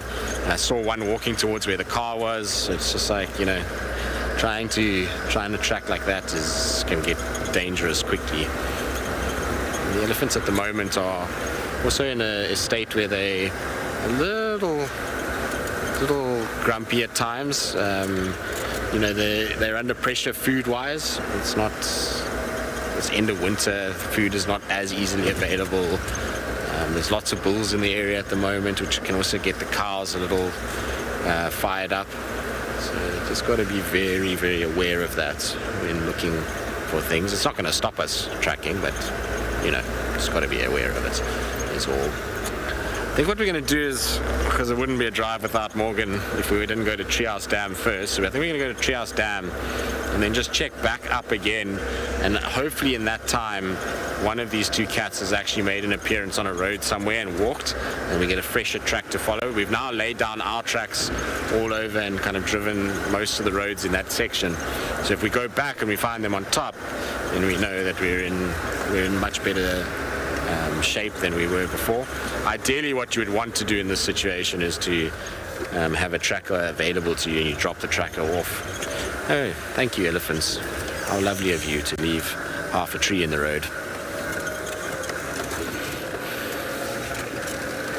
I'll have to come and move that at some point.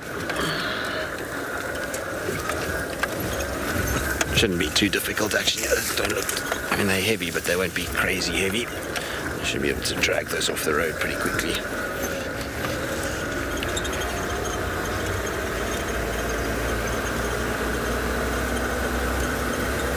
Alright, let's carry on towards Treehouse. The general direction of Kara's tracks was that kind of direction, so we'll see if maybe she makes an appearance there. Otherwise, we'll come back into the area just now.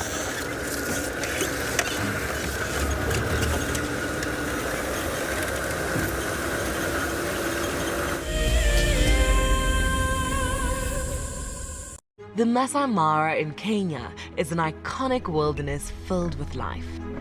Its inspirational beauty has captivated our hearts on WildEarth for many years. While this season of the world's greatest migration has been missed, WildEarth is preparing a spectacular comeback in 2022. For the first time ever, WildEarth will be running expeditions to Kenya's Masai Mara throughout the 2022 migration season.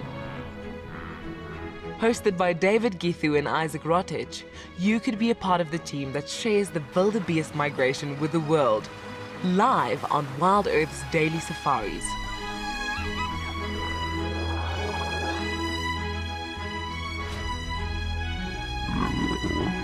If you're interested, then head over to our website to find out more.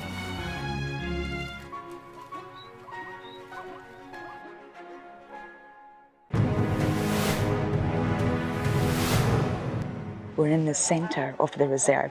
It's a much more open area, so a completely different experience. It's also in the afternoon, so just a little bit hot, shall we say.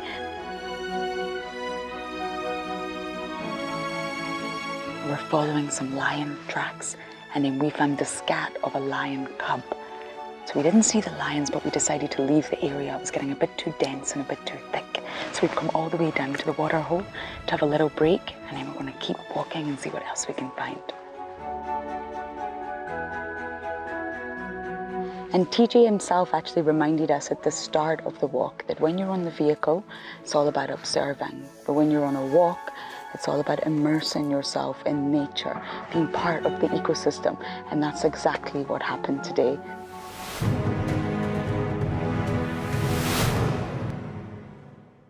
Looks like it's a very difficult climb because every time it tries to climb, the ground is breaking, so it slides down. But it's the only one. Look at that. That is the call of desperation with a cub. It's like, what are you doing, mommy? Oops! Oof! Expect the unexpected here on WildEarth daily.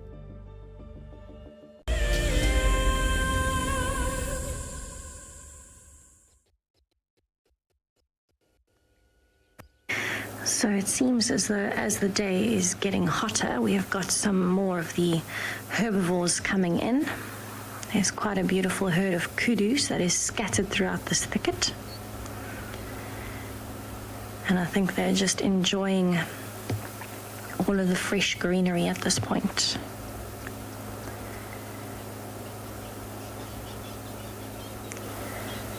So I have not seen a big male with this herd yet. It seems to be mostly females and some youngsters. And you can see they're reaching as high as they can to get some of the fresher greenery at the top that hasn't already been fed on by some of the other herbivores. She's actually got an oxpecker that has been keeping her company.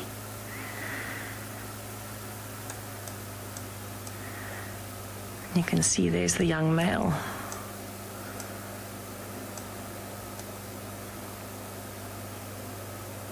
So the impalas are kind of starting to move slowly closer towards the dam.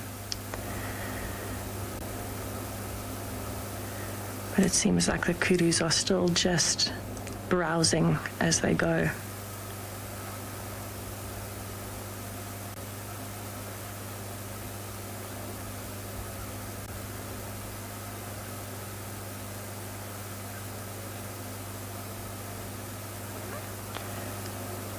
So you can imagine it must be a little bit harder for things like kudus in particular, especially in the winter months. It's not like an impala that can browse and graze.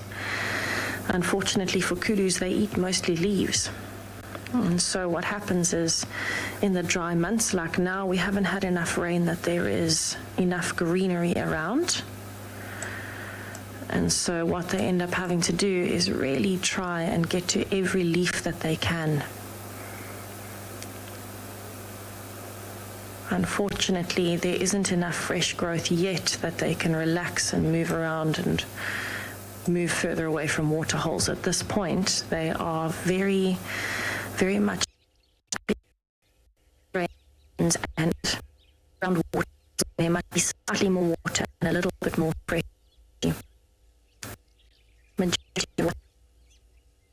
A lot of dead at this point. Managed to get in with some of that worry though.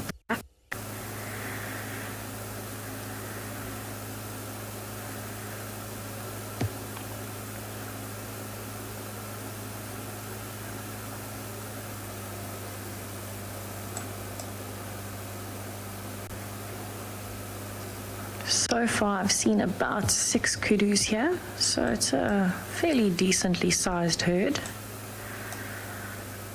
And just sticking to the thickets right on the edge of the open area.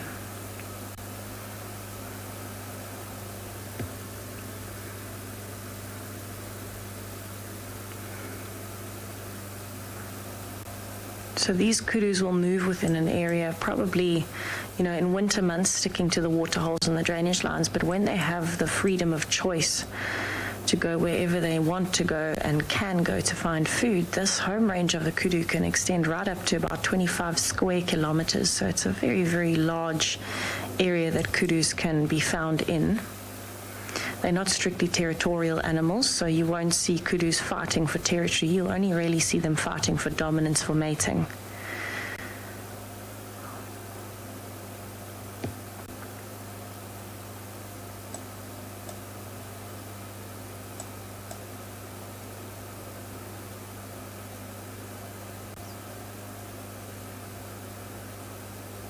And it is actually very interesting to watch their movements.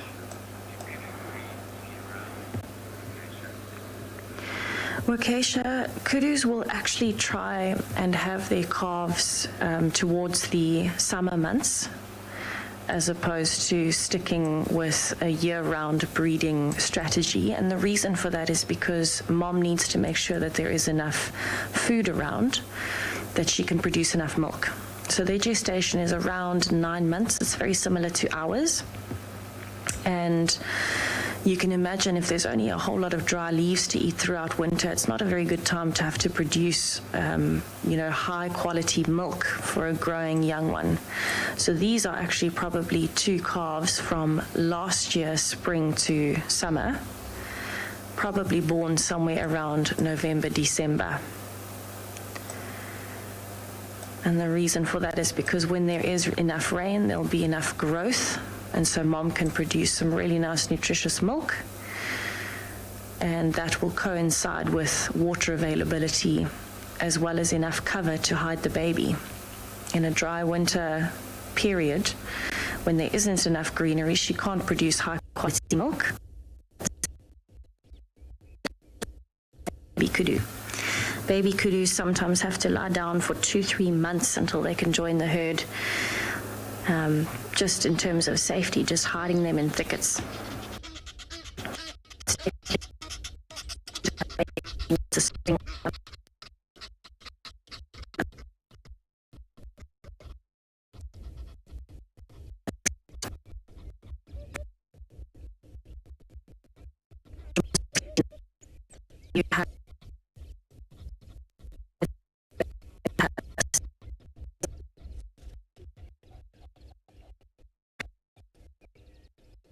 Welcome back to Bushwalk. At the moment, we're still looking for tracks and other little field signs that might be of interest. And the only one that I can find at the moment right over here is a little antlion larvae pit that we can see over here. And yeah, that's the main prey item for antlion larvae, and that's ants. And when these little ants do fall into these little pits, they'll end up flicking the sand onto the ants, and that will make them slide back into that little pit and prevent them from escaping. What that antlion larvae will then do is it will stab it with two little sharp mouth parts and basically suck out the fluids out of that ant. And then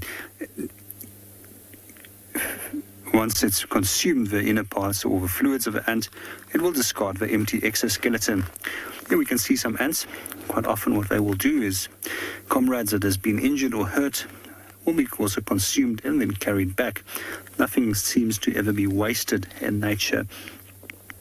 So that little exoskeleton that gets discarded by the antlion is incredibly hard. It's referred to a substance that it's made up of is called chitin, and it's equivalent to and stronger than steel of the same thickness. One of the things that I do find quite fascinating with ants is how strong they are and how large objects they can actually carry to and from their nests. So unlike termites, they actually have nests where termites actually will produce mounds as structures. Yesterday we also were looking at one of the termite species, which is known as a drywood termite, that actually does not produce a mound, but actually colonizes a log and then eventually hollows out that log. I'm not 100% sure what species of ant it is, but it does look like harvester ants for the moment.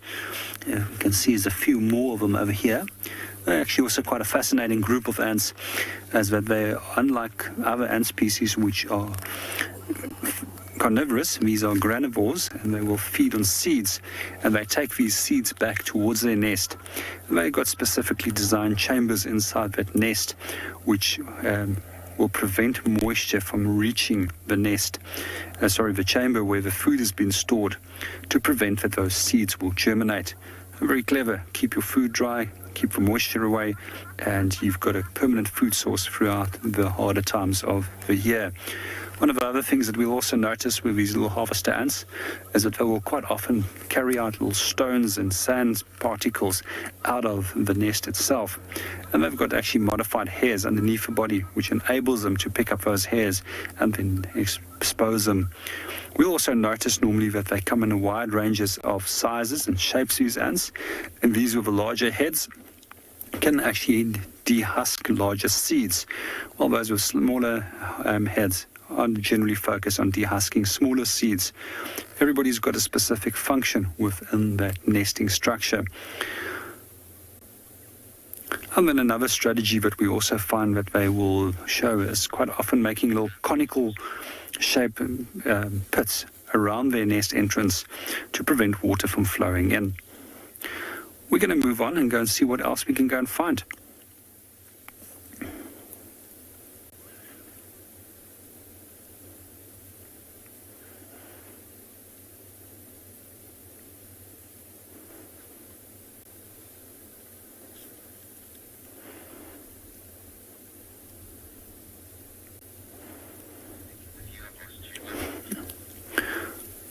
There's a number of different other ant species which we also get in this area.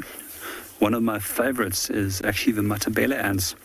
They're actually entirely carnivorous species of ants, which specializes in catching termites. Quite often you'll see them forming long lines leading towards termite colonies and then carrying the termites back to the nest. At the base of their tail, they've also got a sting which can paralyze the termites, and then they'll carry those paralyzed termites back to the nest, sometimes a few of them together in their mouth. What I also find quite interesting is that sting can also be used as a defensive mechanism against predators. And I've received a sting or two from those ants, and they're actually very, very painful. And they can also work very effectively against a small little mammal or small little predator that is trying to harass them or trying to eat them. We also find that they will quite often produce a hissing sound to actually deter potential predators from coming close by to them. Quite often we'll find that animals very quickly learn through association with sound as well as different signs and color patterns that an animal might be dangerous or toxic. In general, in nature, when it comes to warning signals or warning signs and colors, they range from black, yellow, orange and red combinations, with combinations of white as well, which generally will, as I mentioned, will indicate a toxic or a dangerous species. We also see this theme in a number of different mammal species, and these might range from animals such as striped polecat, which will actually spray urine and into towards a predator. Honey badgers, which is also black and white, which is also incredibly dangerous, which will then very quickly the predator will learn to stay away from these animals.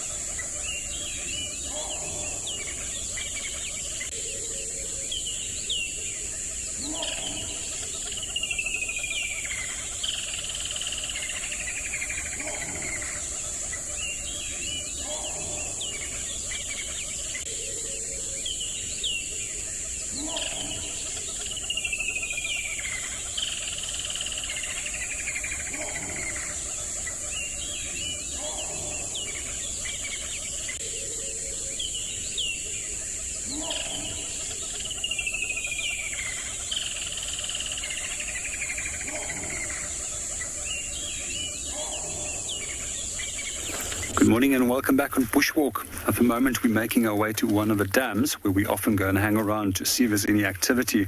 It's been quite a slow morning in terms of animal activity, with the only animals we have found so far being baboons. As we make our way down towards the water, we might just point out a few interesting tracks as well as other field signs and things that we would like to share. Some of these things will be things that we have repeated several times, but there's always new viewers who would also like to know a little bit more about that.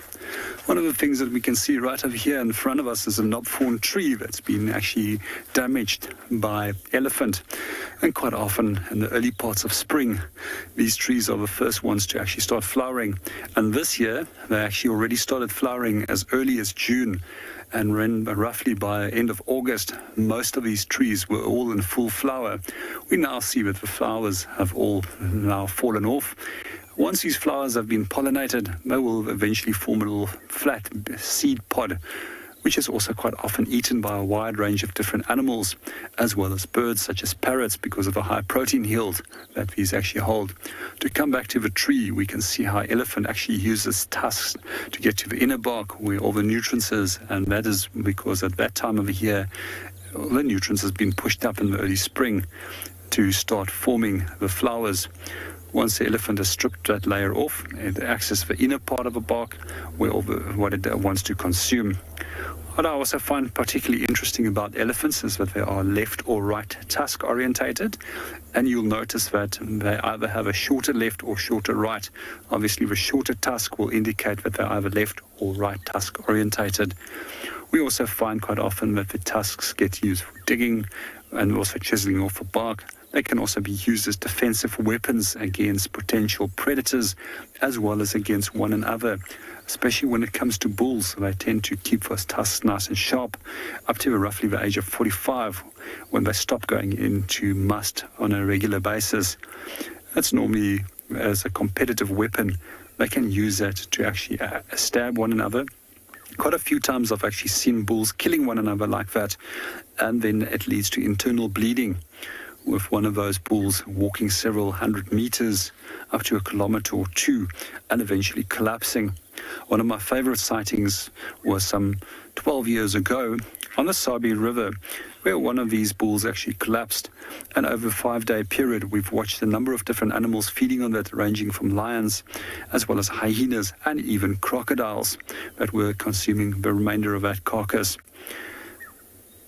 We're going to move on and go and see what else we can go and find.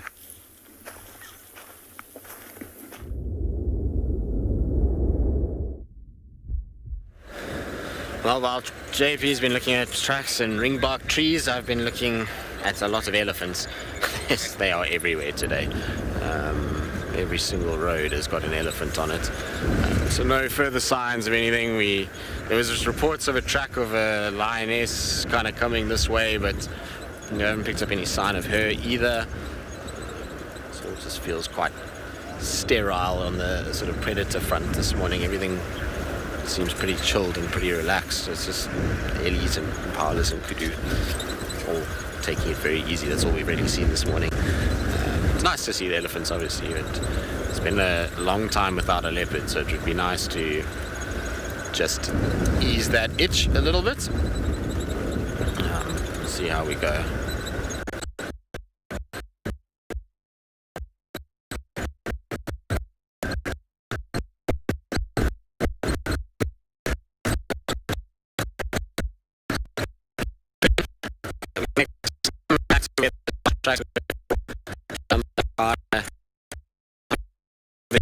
To move again, and we'll pick up their footprints on top of our vehicle tracks, or even pick them up. It's gotten hot now, so they should theoretically be looking for somewhere to settle. You know, water points would be your normal option to check, but Kalahari's never really been a waterhole cat. She was for a very short period. When she was just left her mom, she hung around Quarry Pan for a few weeks. But since then, she's always been a cat that moves a lot and never really settles.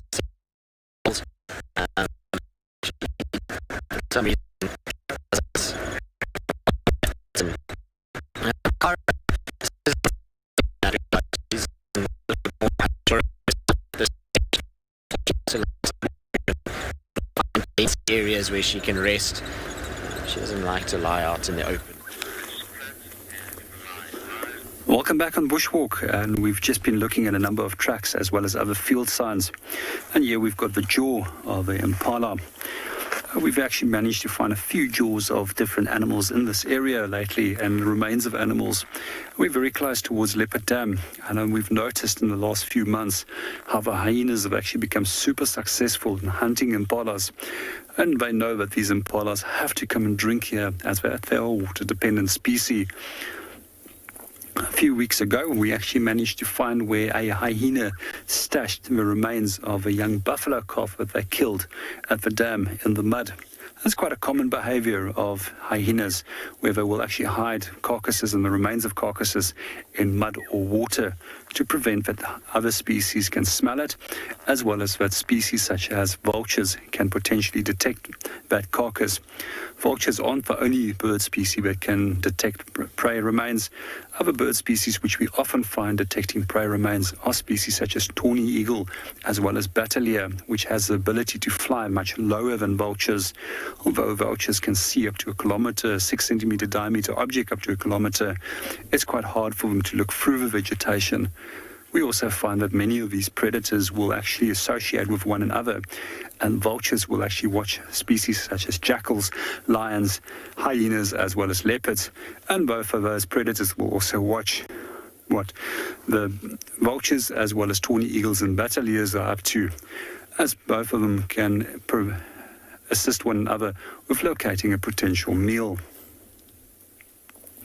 So quite often when it does come to hyena, I do get quite asked this question: why is it that hyenas are always scavenging from other species? It's not entirely true. We actually do find that hyenas are very successful hunters. And I actually think we underestimate the ability of their hunting abilities and successes.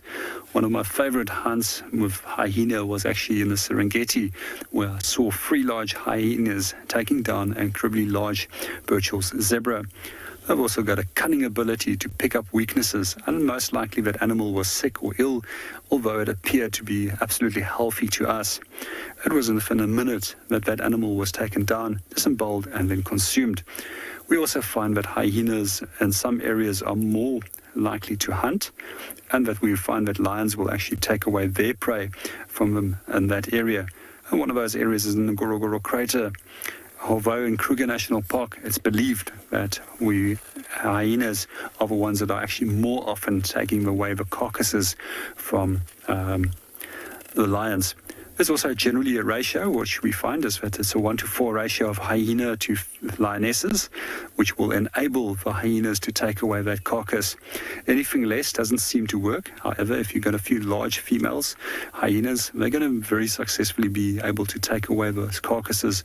But what we also find is that if there's a male lion present at that kill, that carcass, hyenas will not approach because of the physical sheer size of that male, and they know that that male can potentially injure them, which will mean that they are going to be injured and that they can't hunt successfully.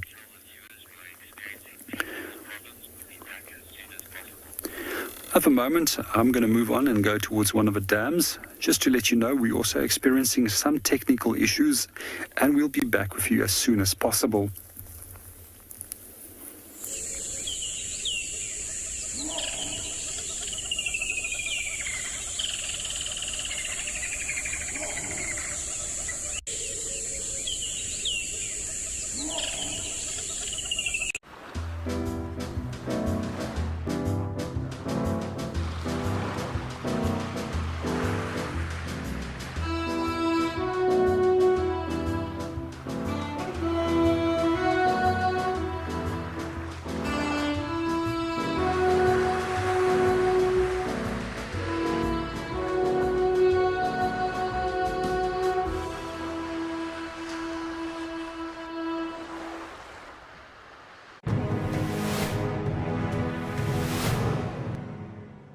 We had a very exciting start to our morning this morning. Today, it's our guided sunrise safari with Mike, and we started by looking at the moon through a telescope, which was incredible.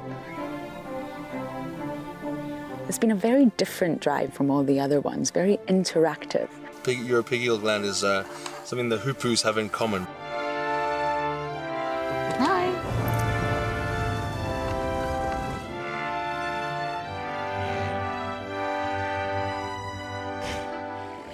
This morning's drive with Mike was thoroughly enjoyable. He really engaged us, but we also did some birding, and I managed to add a few new birds onto my list. Overall, every single experience with all the competitors has been really incredible, but it's up to the judges now.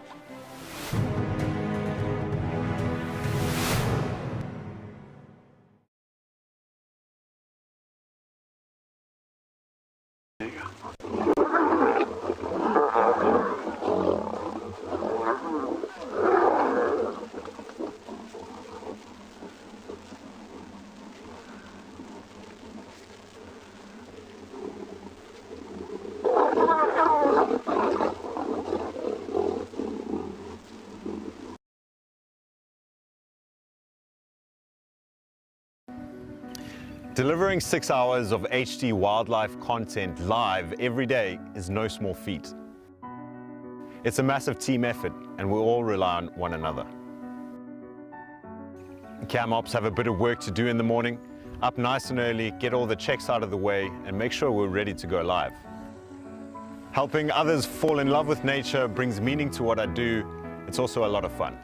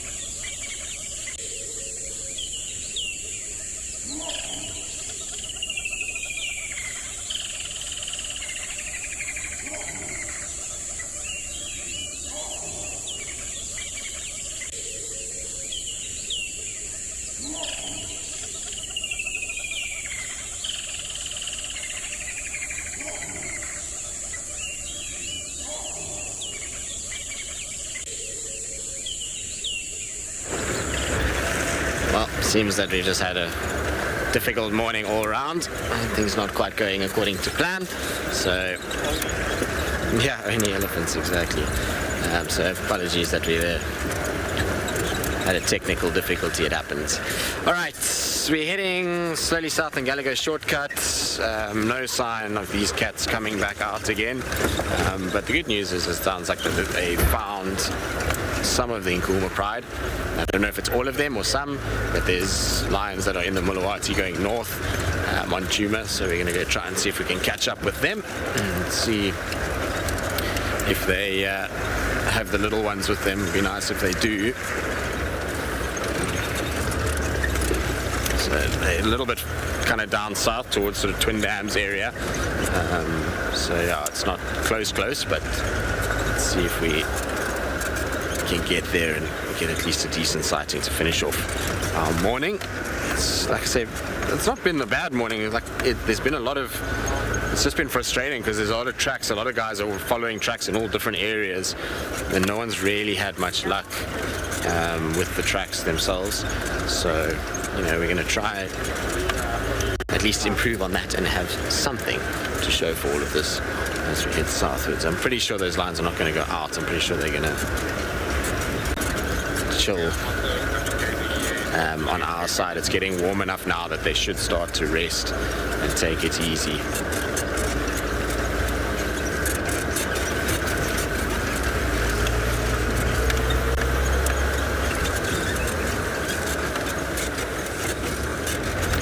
It's amazing. This Kalamba walked all the way up like this. She obviously went to the pan, drank, and then up at the top. It's being a brat lately. Doesn't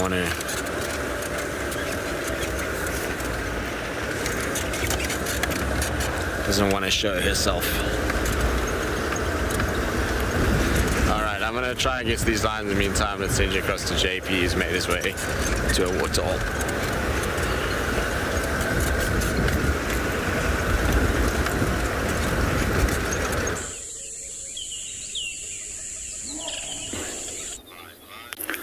Welcome back on Bushwalk. We just managed to find some terrapins on the log in the distance in the water.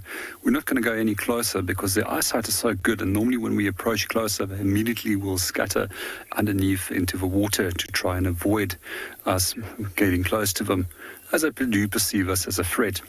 However, in some areas, terrapins can also become incredibly relaxed with a human presence, especially if they are quite often fed.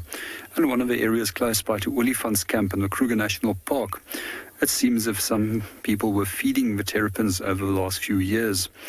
And it's quite awkward to see 50 terrapins rushing out of the water, coming straight towards your vehicle, in the hope that you are going to provide them something to eat. They're one of the 4 species of shield reptiles that we get in this area. So 2 of these are freshwater associated, and the other 2 is land dwelling. So the serrated hinged terrapin, which we see over here, is the largest of our terrapin species, which associates with water. The second is a slightly smaller terrapin, which is known as a marsh terrapin. And then our 2 land dwelling species of shield reptile is both the leopard tortoise, which is our largest tortoise species in South Africa. And these guys can get up to some 40 kilograms in weight. And then the second one is a Specs hinge tortoise, which has got a very much smaller and a more box-like appearance. It's also got a number of special adaptations, which is a hinge at the back of the shell that can make it fold inward to protect the inner parts. In terms of a serrated hinge terrapin, they've got a hinge at the bottom of the body, which is the area which is known as a plastron that can be folded up to protect the head against potential predator attack. As mentioned in previous shows, the animals that do quite often feed on these might be crocodiles, and I've also personally observed honey badgers digging out terrapins out of the mud in the winter months and then feeding on them. A few interesting things about the serrated hinge terrapin. These guys can get up to some 7 or 8 kilograms in weight, and we also find that the females tend to be much larger than that the males are. Some of the interesting things that I do find about terrapins and tortoises is that their eggs are also temperature dependent, and the sex is actually temperature dependent. Oh, there's an Impala which is just coming down for a drink. I'm just going to quickly finish up on that about the egg and temperatures. So in terms of the temperatures, we find that with the warmer temperatures, it will generally lead to the formation of female and with cooler temperatures in terrapins and tortoises, that will lead to the development of males. However, with crocodiles, it seems to work roughly the opposite way around, with a few variations to it. Just coming back onto the impalas that are coming down to drink, as the temperatures are now increasing, we'll probably see more and more animals after this long warm morning coming down for a drink to come in before they go and rest in the shade. Quite often, as the temperatures increases, we'll also note that there's a decrease in animal activity, purely because that heat actually takes more of your energy out of your system than trying to be active and feeding. There's a few species which are to exception to the rule, and we actually find that both giraffe as well as elephant are two of those species that can push right into the heat of the day. And interestingly enough, with cat species, cheetah is also one of those exceptions where most of the cats actually go inactive and are mostly nocturnal in their behavior. The cheetah can actually tolerate a far greater heat stresses than the other cat species, and that's the adaptation that they've underwent to avoid direct competition with other cat species and predators, which will be active in the cooler parts of the day or at night. Well, we're going to sit and watch our Impala a little bit longer and see what they get up to. Let's go and see what Tristan is up to.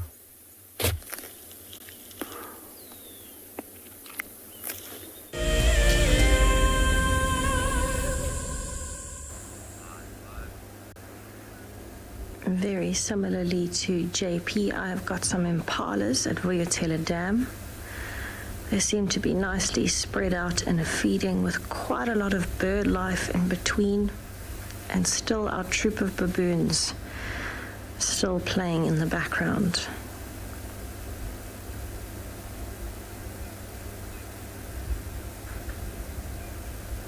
Seems as though as it is warming up, more and more animals are definitely coming down.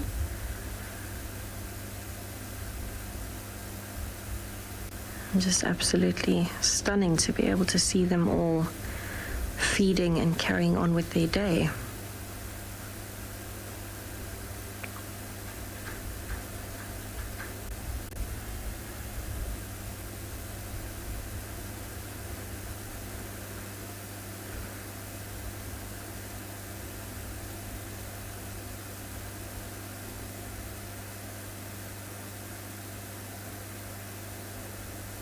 There's actually not as many bird calls at the moment. It seems as though as it's heated up, the birds have started moving around and they're spending less energy on calling and more energy on finding food in the heat.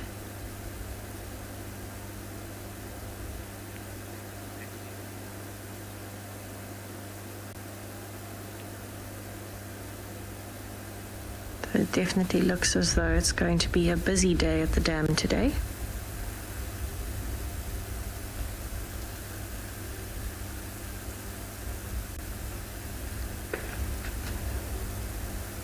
Well, absolutely beautiful to just be able to kind of watch them spread out with the baboons scattered in between. You can see the impalas really aren't bothered by the baboons running around. For them, it's a whole extra method of defense. Extra eyes and ears.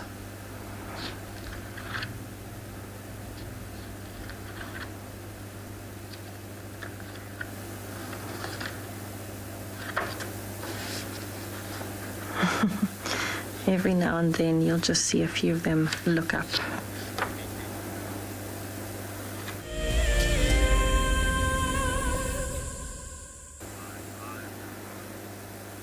So there is definitely still some activity and some energy left in the baboons that are scattered in amongst these impalas.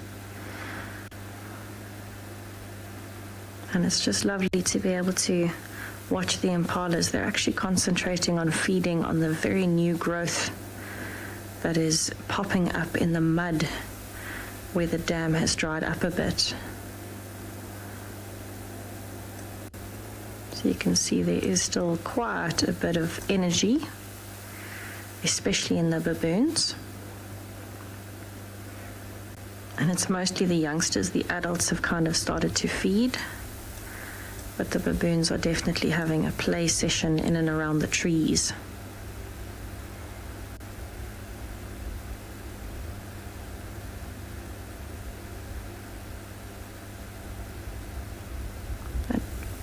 tiny baboon is actually very high up the tree.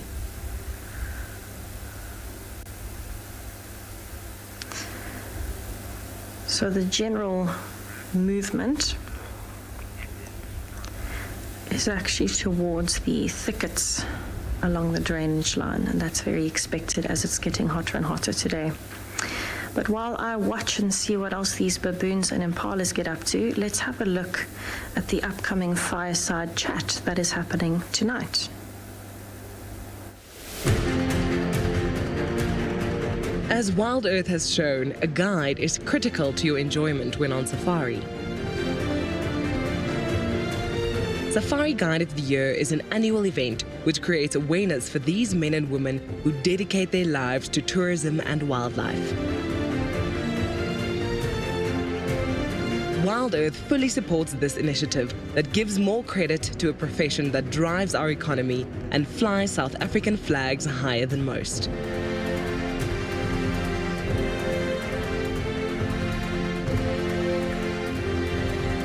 In the lead up to our live award ceremony, where the Safari Guide of the Year 2021 will be crowned, we are inviting all our viewers to join us for a special fireside chat. Open to everyone, this unique event invites some of the top guides in the country to Djuma on the 26th of September, straight after the Sunset Safari. Welcome back to Bushwalk. We've just gotten through the little promo and the fireside chat from tonight. So for those of you who might have joined us halfway and is not sure what it's about an interesting interview on a number of the contestants of a Safari Guide of a Year. So annually, they will nominate a number of different guides, which is the top guides in Southern Africa, for competing in this prestigious event. But in the meanwhile, I'm going to go over to our giraffe that's coming down to come and have a drink. That's a female that's making her way down towards the water, and she's accompanied by an oxpecker that's busy feeding on a tick or two on the side of her back. We're just going to reposition and see if we can actually get a better view without actually disturbing her, although she already seems very, very relaxed. Well, I just also want to be very careful where we're walking, because quite a few times I've actually been stuck over here in the mud in the recent few months, misjudging the ability of how hard the mud is or not is. Well, let's maybe just position right over here, and we're going to see if she's going to come through towards the water, and just rather play it safe instead of being halfway through the mud again. There's our giraffe right over there. If we just stare between these tambuti trees, we'll be able to see her neck as well as her head sticking out. Her profile of the ears breaking the head shape. Here she comes. Something that I often point out is how cautious animals are when they come down towards water to come and drink. That's not only animals, we also find that even birds coming down to drink is also incredibly cautious, because they all know that they can potentially get caught by a potential predator. In the case of giraffe, it's most likely lion that is going to provide a threat for them. However, recently we've also had a number of leopards taking down young giraffe calves in this area. There we go.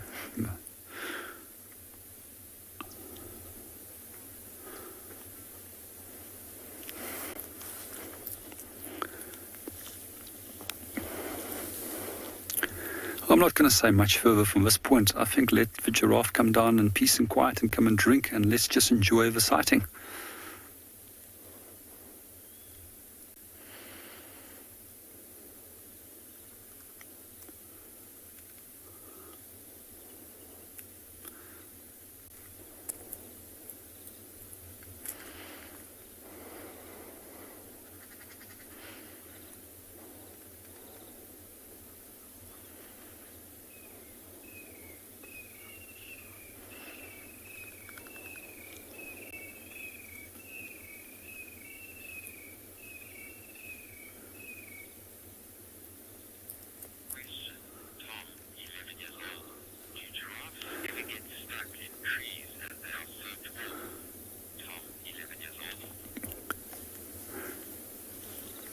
Good morning, Tom, and welcome to the show. With regards to your question, do they ever get stuck into trees?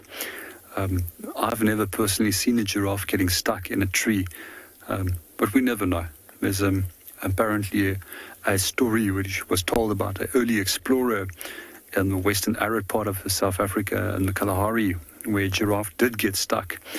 And apparently that is where the tree actually got its name, from a camildorong or camel fawn, because one of the colloquial names for a giraffe at that point was a camel. So one of the things that I find interesting is that the ancient Romans used to also believe that it's a cross between a leopard and a camel, hence the scientific name Giraffa camelopardalis. Let's be dead quiet and just let her enjoy and have a drink without us disturbing her by talking.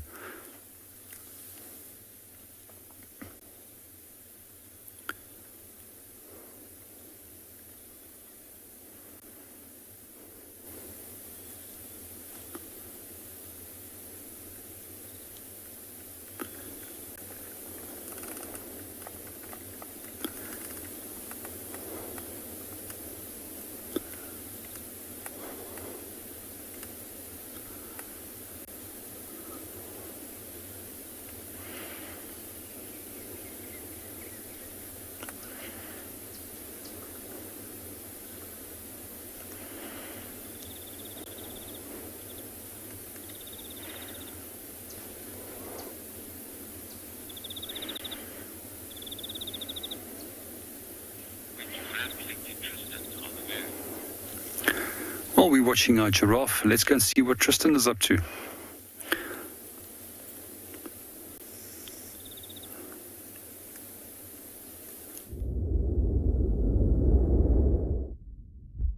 We're just getting towards the lions now. I think they're just static at Twin Dams. That's what it sounds like, at least. See now, we're just arriving at the sighting.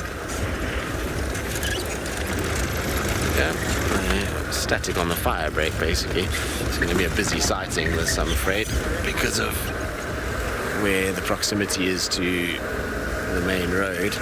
It's going to cause a lot of cars to be here. Just quickly, will you be in? Well, we'll see. Actually, I don't know. Maybe a lot of the guys have already headed home for the morning. Depends on how they started. Hello, girls. It's a long time since we've seen the Inkuhumas. Well, I suppose actually not that long.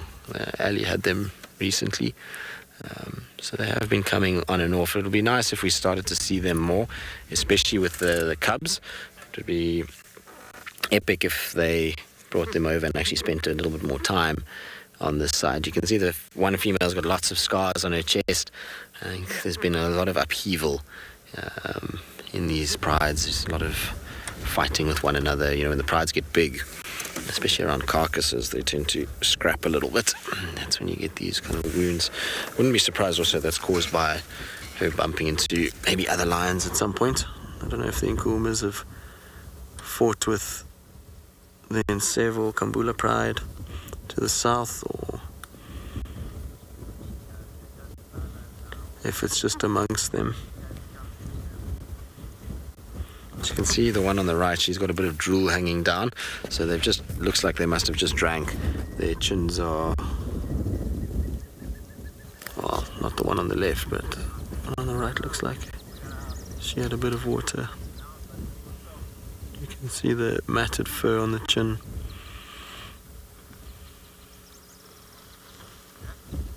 Amazing to see these girls thriving the way that they are. I wonder where the cubs are. These cubs are old enough now that they should normally be with moms.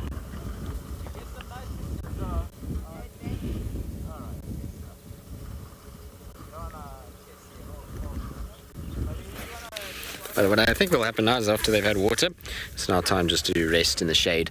Like I was saying earlier, it's getting hot now, so they're going to try and find some semblance of shade to just kind of take it easy for the heat of the day, and then this afternoon start again. And I wouldn't be surprised that at some point, even if it is during the day, that these guys cross south again. They're right on the boundary, and they've still got heads up, kind of facing in all directions, and two of them are facing south and one kind of north. But if they do go, I'm pretty sure it's going to be back towards Little Gari and where the cubs will be.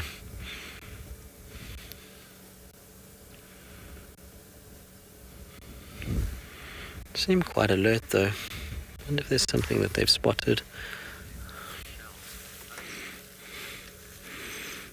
Michelle, they are beautiful faces. It's so interesting because obviously these are lions that we know very, very well from when they were little, and we had them a lot, and then all of a sudden they kind of moved off at the change of the Avoca Birmingham situation, and since then, you know, we've seen very little of these guys. So it's nice when we get a chance to see them again, when, you know, they were found in the beginning as tiny little cubs, and now they're mothers of their own, which is pretty special. I don't know what she's looking at. There's something that she is watching. See anything, Morgan?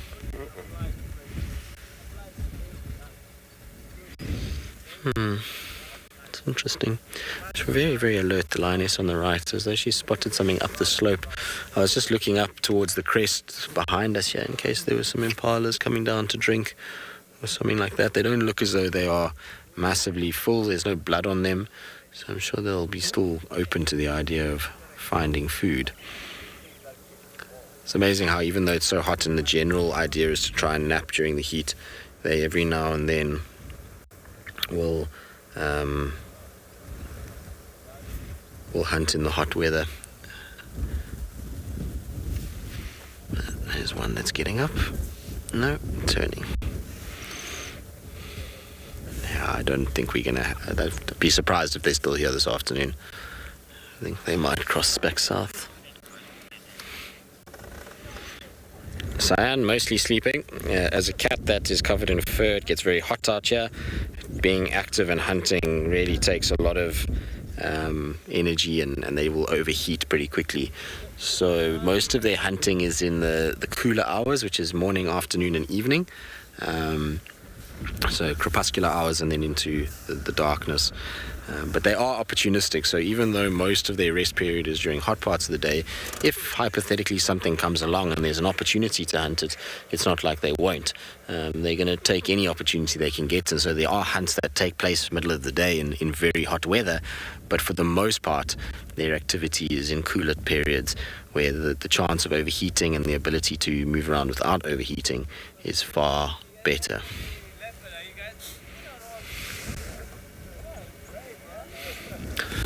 Somebody that feels the need to be shouting at their guests that we have to hear them from 2 roads over. So I'm sorry if you can hear that in the background. I'm not really sure why we have to be so loud.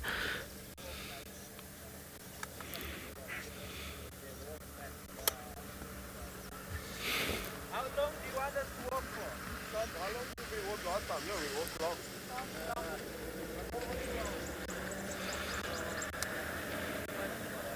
I see the lion's just watching. Jared has informed me that you can hear him in the background, so apologies for that. The lions don't seem to be too fazed by it, which is all that counts. You know. Oh, that's cute, eh? Look at that. Shame, I think these girls are going to be super hot in 3-4 hours' time. It's going to be scorching by the time we reach 1 o'clock.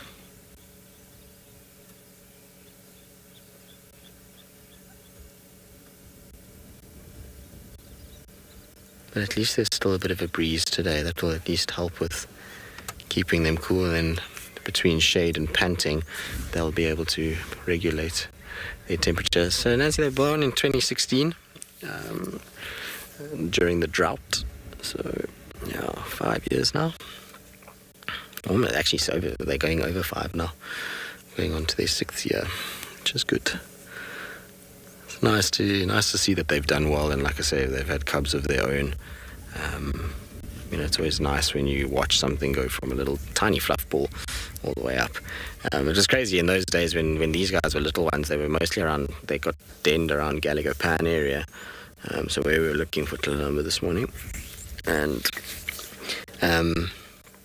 yeah, there was a period, I think, I forget the exact number, but I think it was like 88 game drives in a row that we had the Nkumas without them leaving Djuma, which is pretty crazy. So some very fun memories for a lot of the guys. I was on Simamili at the time, but yeah, I caught them after that, where it wasn't as regular, but still regular enough that we saw them a lot. It's crazy to think how different the dynamic is in the 5 years since these guys were born. It's, you know, we don't see the Styx Pride anymore. We've got the Telematis coming in. Just lots of different changes. Anyway, we'll sit with them for the remainder of the morning, and I'm pretty sure they're going to just rest up in the shade.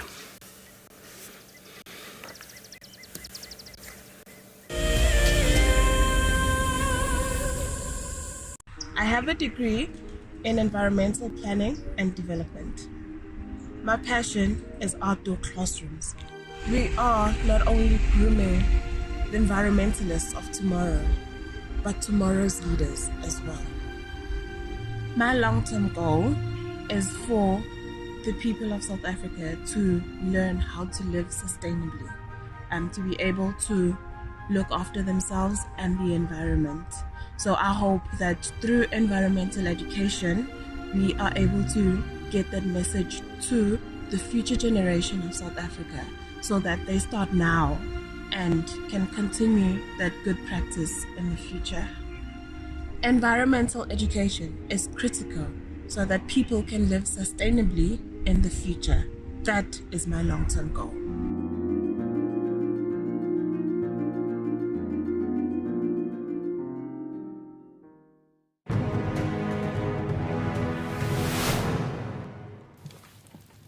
The scribe here collected a dry grass, put it next to the waterhole as the hippo walks down during the warm of the day to drink the water. When the hippo arrives, he saw quite a very nice grass, an area not to resist to rest. And when the hippo went down to drink the water, and when he finished the water, he just lied down on the grass. And then, that was the opportunity of the scribe. You know what? Today is my day to pay the revenge.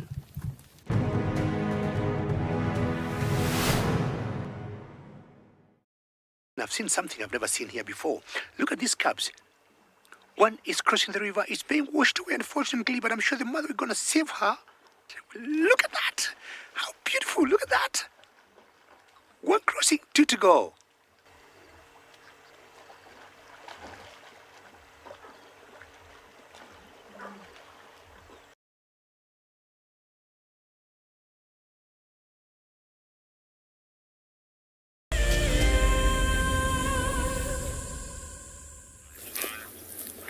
Welcome back on Bushwalk. We're still at Leopard Dam. There's not much going on except for every now and then an Impala or two coming in. But we've just located on our little grebe, which is also known as a dab chick in Afrikaans, a dobbertjie. And a dobbertjie translates into a float, as it float very high in the water or sit very high in the water. They're very effective divers and they can stay underwater for quite a few minutes or few seconds. And then they will grab fish, which they generally will consume.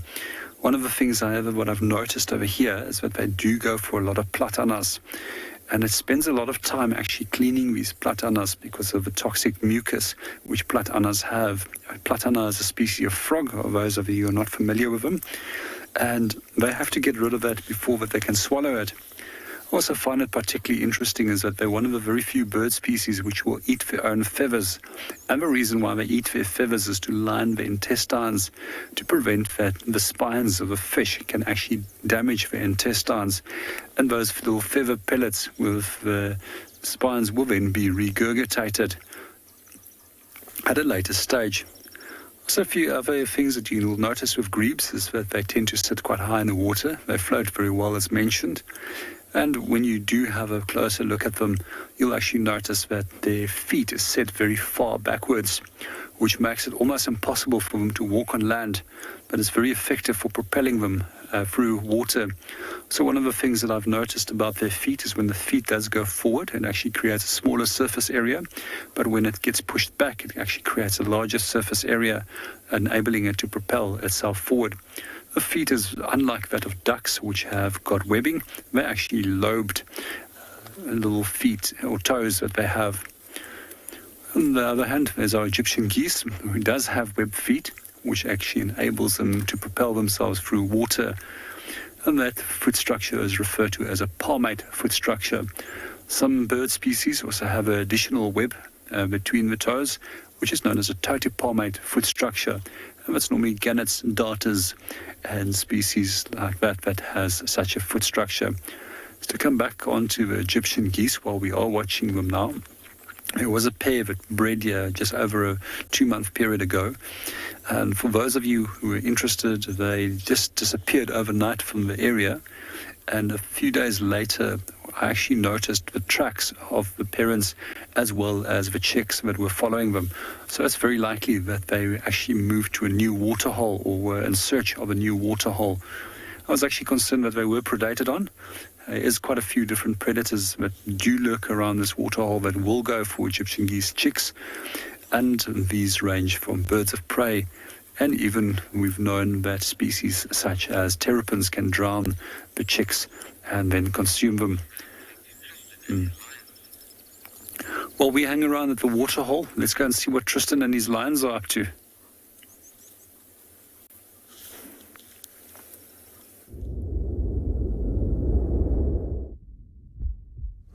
Well, while JP hangs around waterholes, our lions have just basically sat off from a waterhole and are starting to fall asleep. You can see one is down already, the other one's eyes are starting to close, and the third one's just joined. So I reckon within the next little bit, all three of them will be flat.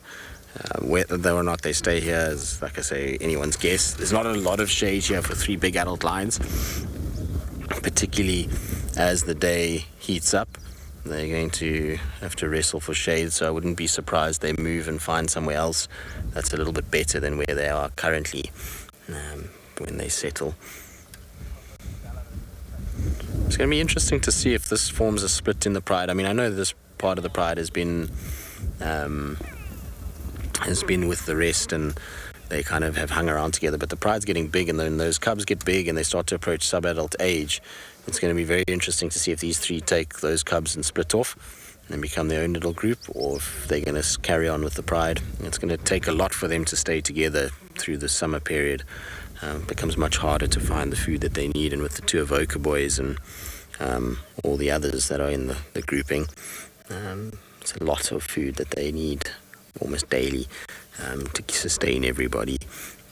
So I wouldn't be surprised we start to see them more and more on their own. It'd be nice if they start to think about spending more time here in the south of Djuma. The Telematis do come down this way, but not extensively. It's every now and then that they're here, but it's not all the time. So I reckon they could manage if they, especially if the Telematis start to be taken over by the Mbali S8 male. They're going to have a tough time that side.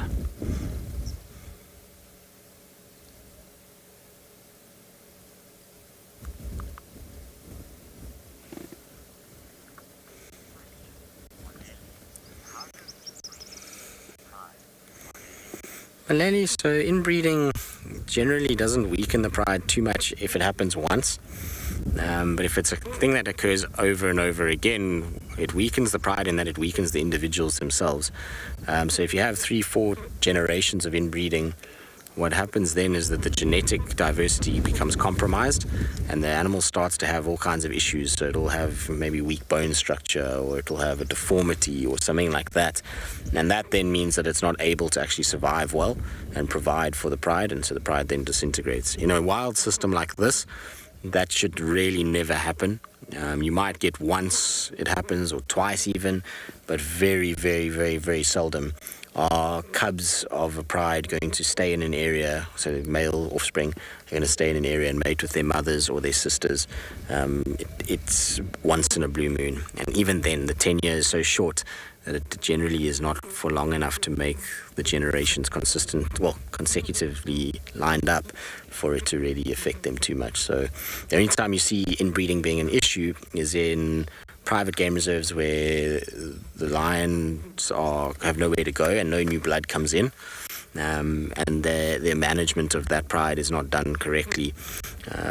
What needs to happen in those cases is that you need a rotation of the males through the pride, so reintroductions of males regularly, and then you won't have it. But that's really where you see it. You won't see it in these Kruger systems. There's too many males that come from too many places that eventually will succeed and take over, and a new genetic is brought in. So yeah.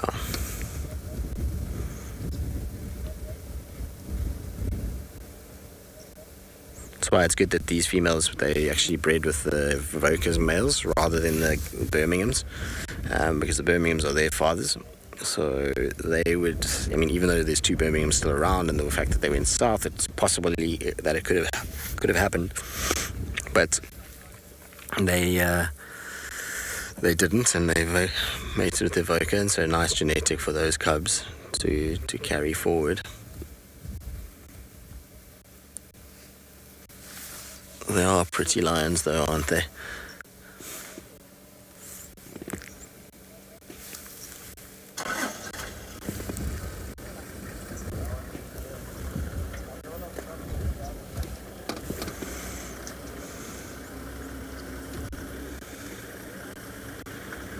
Let's see, they're just watching a car repositioning. This middle one is still the most alert of the 3. She keeps looking everywhere. The one at the back is completely out, and the one on the right side for a while was sleepy, but has popped up since.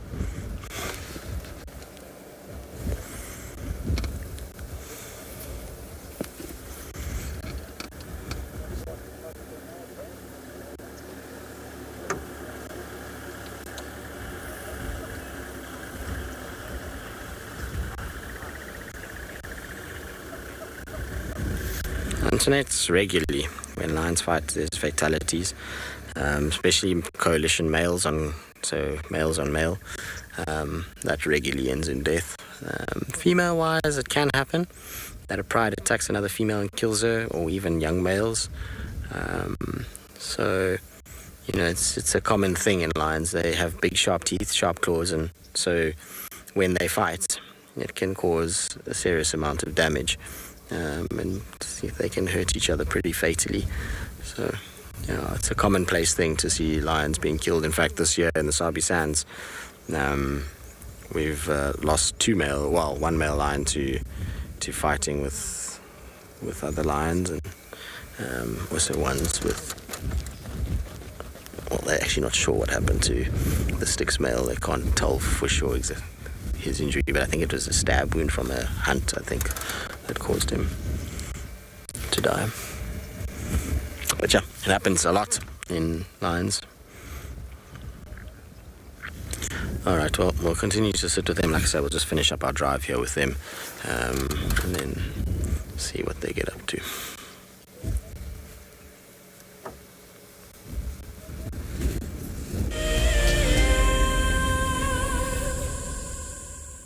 Welcome back on Bushwalk. At the moment we are watching some doves that came down for a drink. So throughout the course of the morning we were also watching some Impala as well as Giraffe, which was incredibly cautious as they know that they can potentially get ambushed by predators around here. And doves also face that same threat, and generally it is birds of prey such as gabba goshawks, or in even some cases jackals, and species like caracal, which is a cat species which specializes in catching birds, might catch them close by to the water's edge.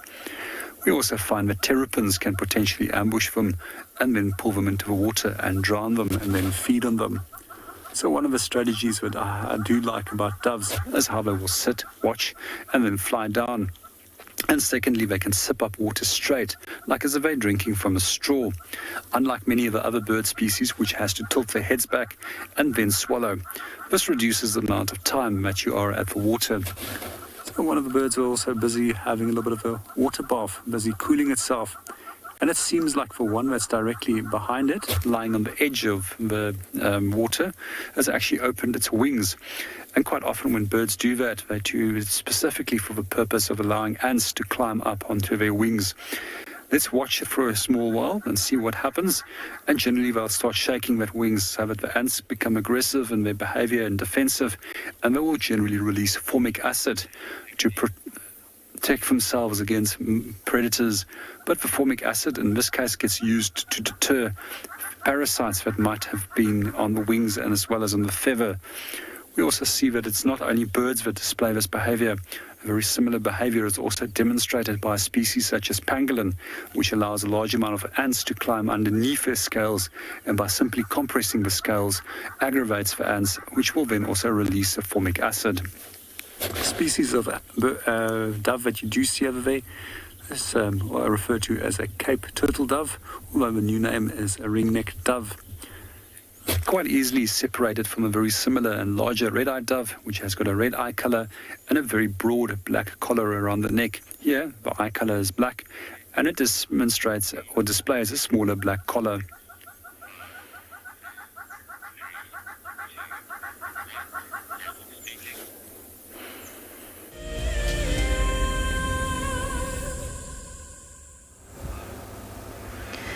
So there seems to be a little dwarf mongoose that is feeding here on the side of Vuyatela Dam. I have not seen any others. So I don't know if they're just hiding maybe in that log, or if this one is genuinely on its own. It's a bit strange to see one out and about on its own. And you can see it is feeling nervous. Keeps stopping to stand up on its back legs like that and just kind of look around. And I think I would be too if I was very small and I was on my own. There's a lot of predators that would take a little dwarf mongoose like that.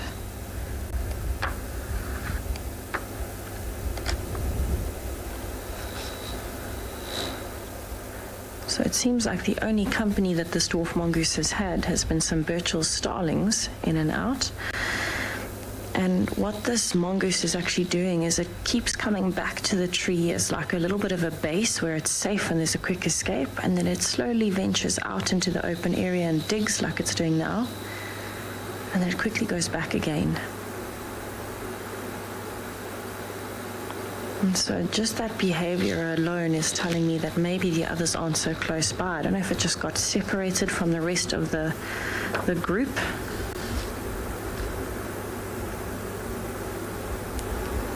You can see it keeps checking the sky as well as checking for raptors, and there it goes back to safety.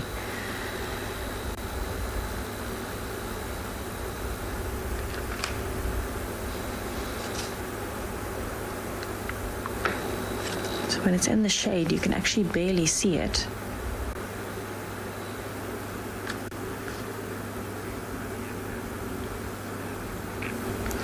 Cyan, mongooses and meerkats are actually related. They're in a different genus though, so it's not as though they are sister species. And the main differences are actually not the community structure or anything like that. It would be the coloration, the size, and smaller kind of, I don't want to call them sub-differences, but smaller differences in structure. So meerkats are a lot more beige in color. They've got spots and stripes on them. They tend to be larger as well than a dwarf mongoose, and quite a lot bigger in the sense that they've got a bigger build, not just a different size, but actually a different shape. They're much more chunky, they have a much more pointed nose, and they've got these incredibly large teeth. And then you'll see they've got a long beige tail with a little black tip on the back. Mongooses tend to be sleeker, so they're a little bit faster than meerkats. They also have smaller paws and claws, and slightly smaller noses. So mongooses are usually, I can hear a roller calling. Mongooses are usually in a very, very big group. And meerkats will be in a group as well. They're very territorial, so they'll be in a very well-marked termite mound or underneath the ground, even in a tunnel network. Mongooses will use things like logs, they'll use termite mounds, they'll use any abandoned structure, just like this log that mongoose is sitting on, as their home base. The basic social structure is very similar. You'll have an alpha female and an alpha male, and it'll be a very similar dominance hierarchy that you'll see between them, but the biggest differences are just those color changes, excuse me, and the mongooses being a lot sleeker than the chunkier meerkats. You also find them in slightly different habitats as well. Now that this mongoose has decided to move off a little bit, let's head over and see what JP has at the watering hole.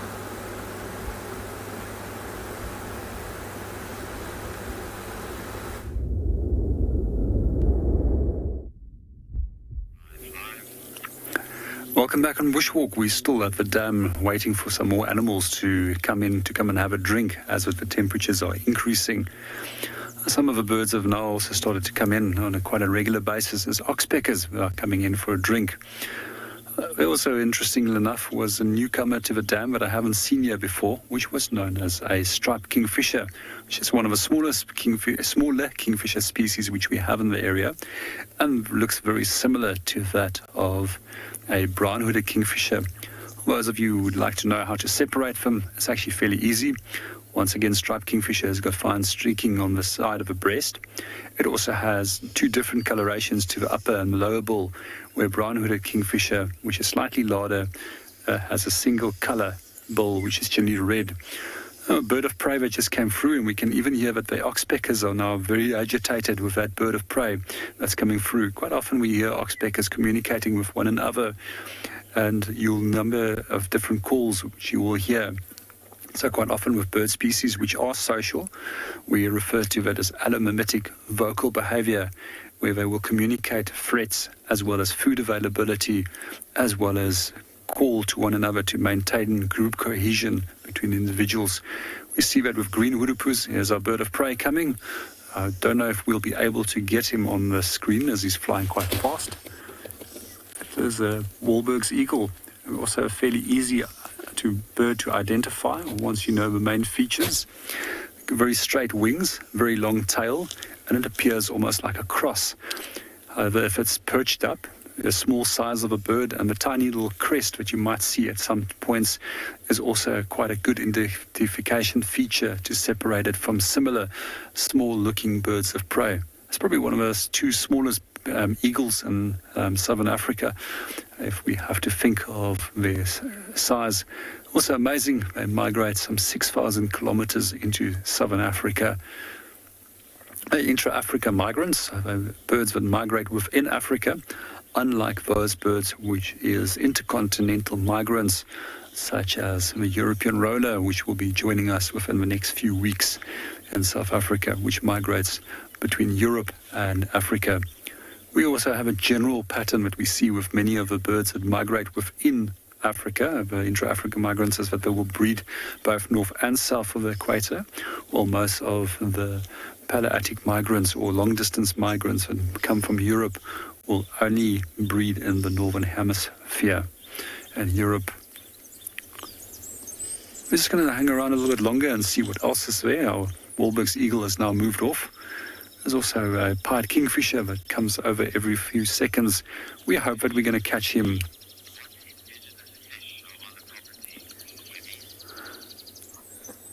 Good morning, Kimi. To answer you on that, I'm not 100% sure what indigenous fish species will specifically be in this dam, but I will assume that it's going to be restricted to being catfish.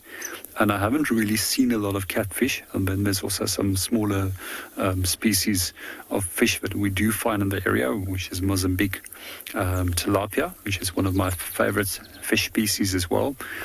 And while we are on the topic of fish, one of my ultimate favorite fish species is a fish species that we actually find in the north and eastern parts of Kruger National Park. And those are known as killifish or seasonal panfish. And what makes them incredibly unique is that they complete their whole life cycle within a single rain season. And what they do is the adults will die as the pond dries up, and we'll find that the eggs will remain dormant in the mud up to 2-year periods, and once the correct water pressure has been reached, those little fish will then start hatching again, and they'll complete the whole breeding cycle, produce an egg, which will then fall back into the mud, waiting for the next rain season to come in. Also, a very unique fish species, which has sometimes occurred with a number of very limited records for Kruger National Park, however more common in Mozambique, is also known as African lungfish.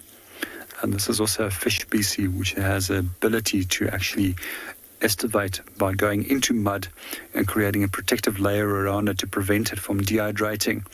And there's an interesting record of 2 where they've actually found these in mud blocks, which was made in houses. And when the rain came and the mud of those houses were exposed to water, these lungfish started crawling out from the walls. We're going to hang around here a little bit longer. I'm busy watching a pied kingfisher and hope that he's going to catch something. Let's go and see what Tristan and the rest of the crew is up to.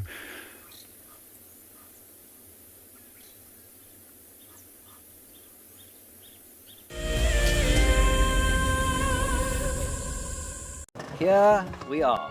We are on an expedition. This is the expeditionary force. Behind me, we have seen Tlalamba. We are very excited.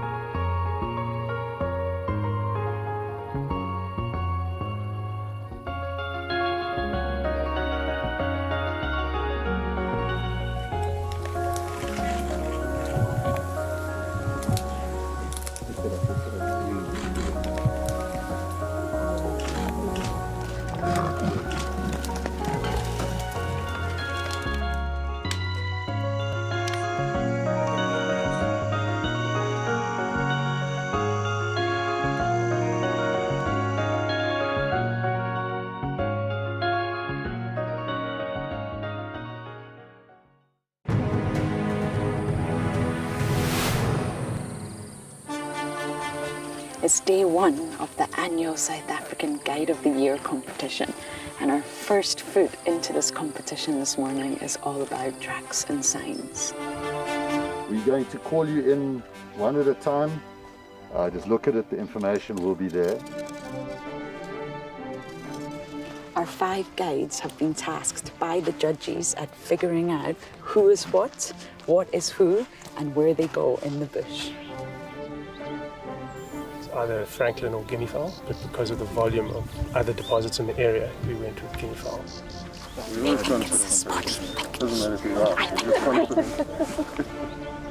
Detailing the surrounding that you need to look out for tracks. The details is very important.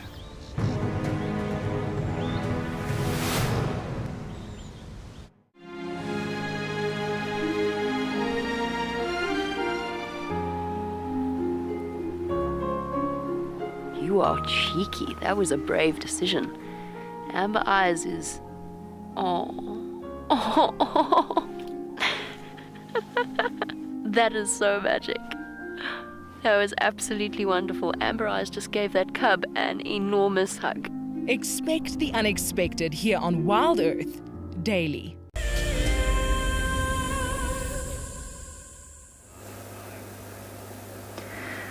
So I definitely think that the dwarf mongoose is on its own. I have not seen a single other dwarf mongoose around, and you can see it just keeps creeping out of that log and then going back for safety. So there is also a southern red-billed hornbill which has been feeding here, and the mongoose has actually been following it around a little bit because it's also digging up food, and so it's managing to find some scraps from the hornbill as it's digging for insects.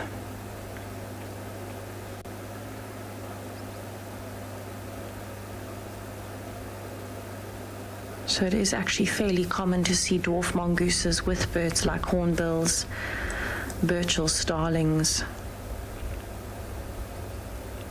even rollers occasionally. But I think this is definitely the most nervous dwarf mongoose I've seen in a while. And you can imagine when you're used to living in a colony with people or mongooses looking out for you, it can be very, very nerve-wracking, especially near a waterhole, to be completely on your own. You've got to now be responsible for finding your own food as well as keeping an eye out for predators. So I'm really not surprised that it is sticking to an area where there is quite a bit of bird activity, because that will help this little dwarf mongoose detect any predators if they are around. It is quite windy. You can see quite a lot of the grasses and little branches blowing around, and so that's going to be making this mongoose even more nervous, because it's going to be much harder to detect a predator if there is a strong wind. The predators are always favored in a strong wind.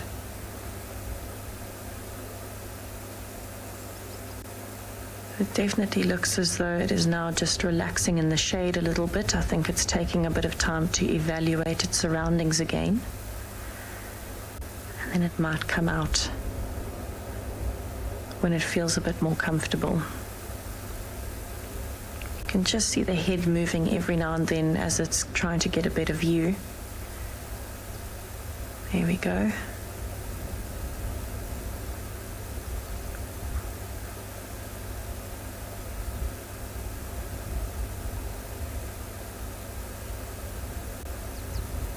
You can see it's relying quite heavily on watching the hornbill.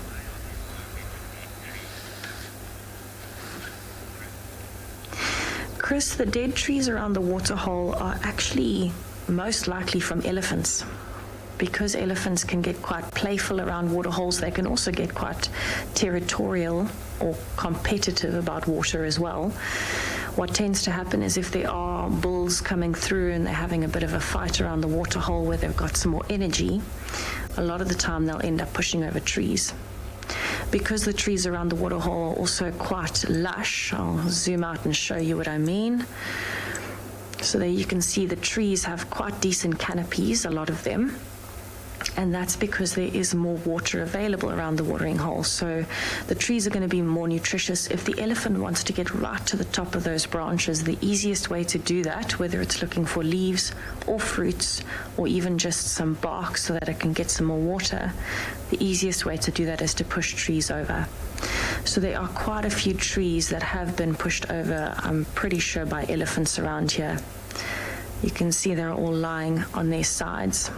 And that is purely because the trees here are very, very nice and nutritious.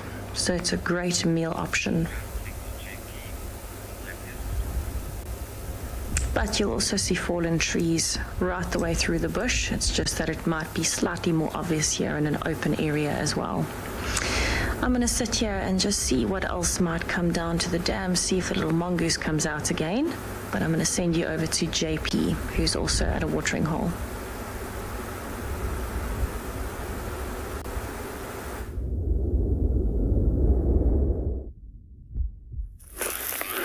Welcome back on Bushwalk. We just want to go and follow up on some disturbances from impalas that was alarm calling. It might actually be us that they've detected, although we were quite well concealed. It's possible that the wind has just changed for that moment and they might have smelt us. I just want to see if they're going to relax and what they're getting up to. Some of them are actually facing away from us, which might indicate that there might be something else disturbing them. Let's just go a little bit closer and go and watch what's going on. So generally when we do see impala, when they're together in a group as they were a few seconds ago, if they are confronted by a potential threat, they tend to scatter in all kinds of directions. And they're now actually moving back towards one another. The reason why they do that is that they can distract the predator, and at the same time they're quite often exposed the weakest individual in the group. So one of my favorite things to actually watch impalas is actually seeing them fleeing from predators. And it's just amazing to see an antelope sailing through the air at heights of approximately 3 meters and making leaps between 10 and 12 meters in distance. It's most likely the wind direction that has changed, which has alerted them. They all seem to be becoming more relaxed now. I'm just going to see if they're going to come back to come and have a drink. There's also a lot of commotion on this side, a group of birds, which is known as the arrow-marked babblers, that are babbling away. I always say they complain because they've been shot by arrows, and that's why they go, ow, ow, ow, ow, ow, ow. And it seems that they actually have got some form of territorial dispute between two different groups, as there are some of the individuals that are actually attacking one another.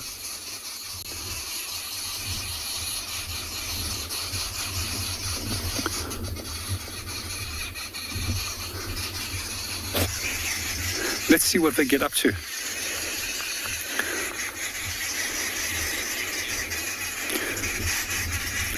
We can very clearly see this is almost like the territorial boundary right over there between the two groups. And the one group is now having a go again at the other group, chasing them off.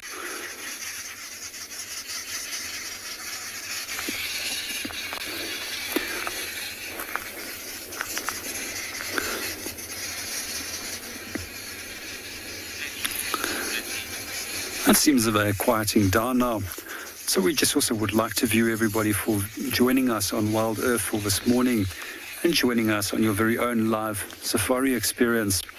So this afternoon we'll be starting again at 15:30 Central African time, and we would love to see you joining us again for our afternoon safari experience.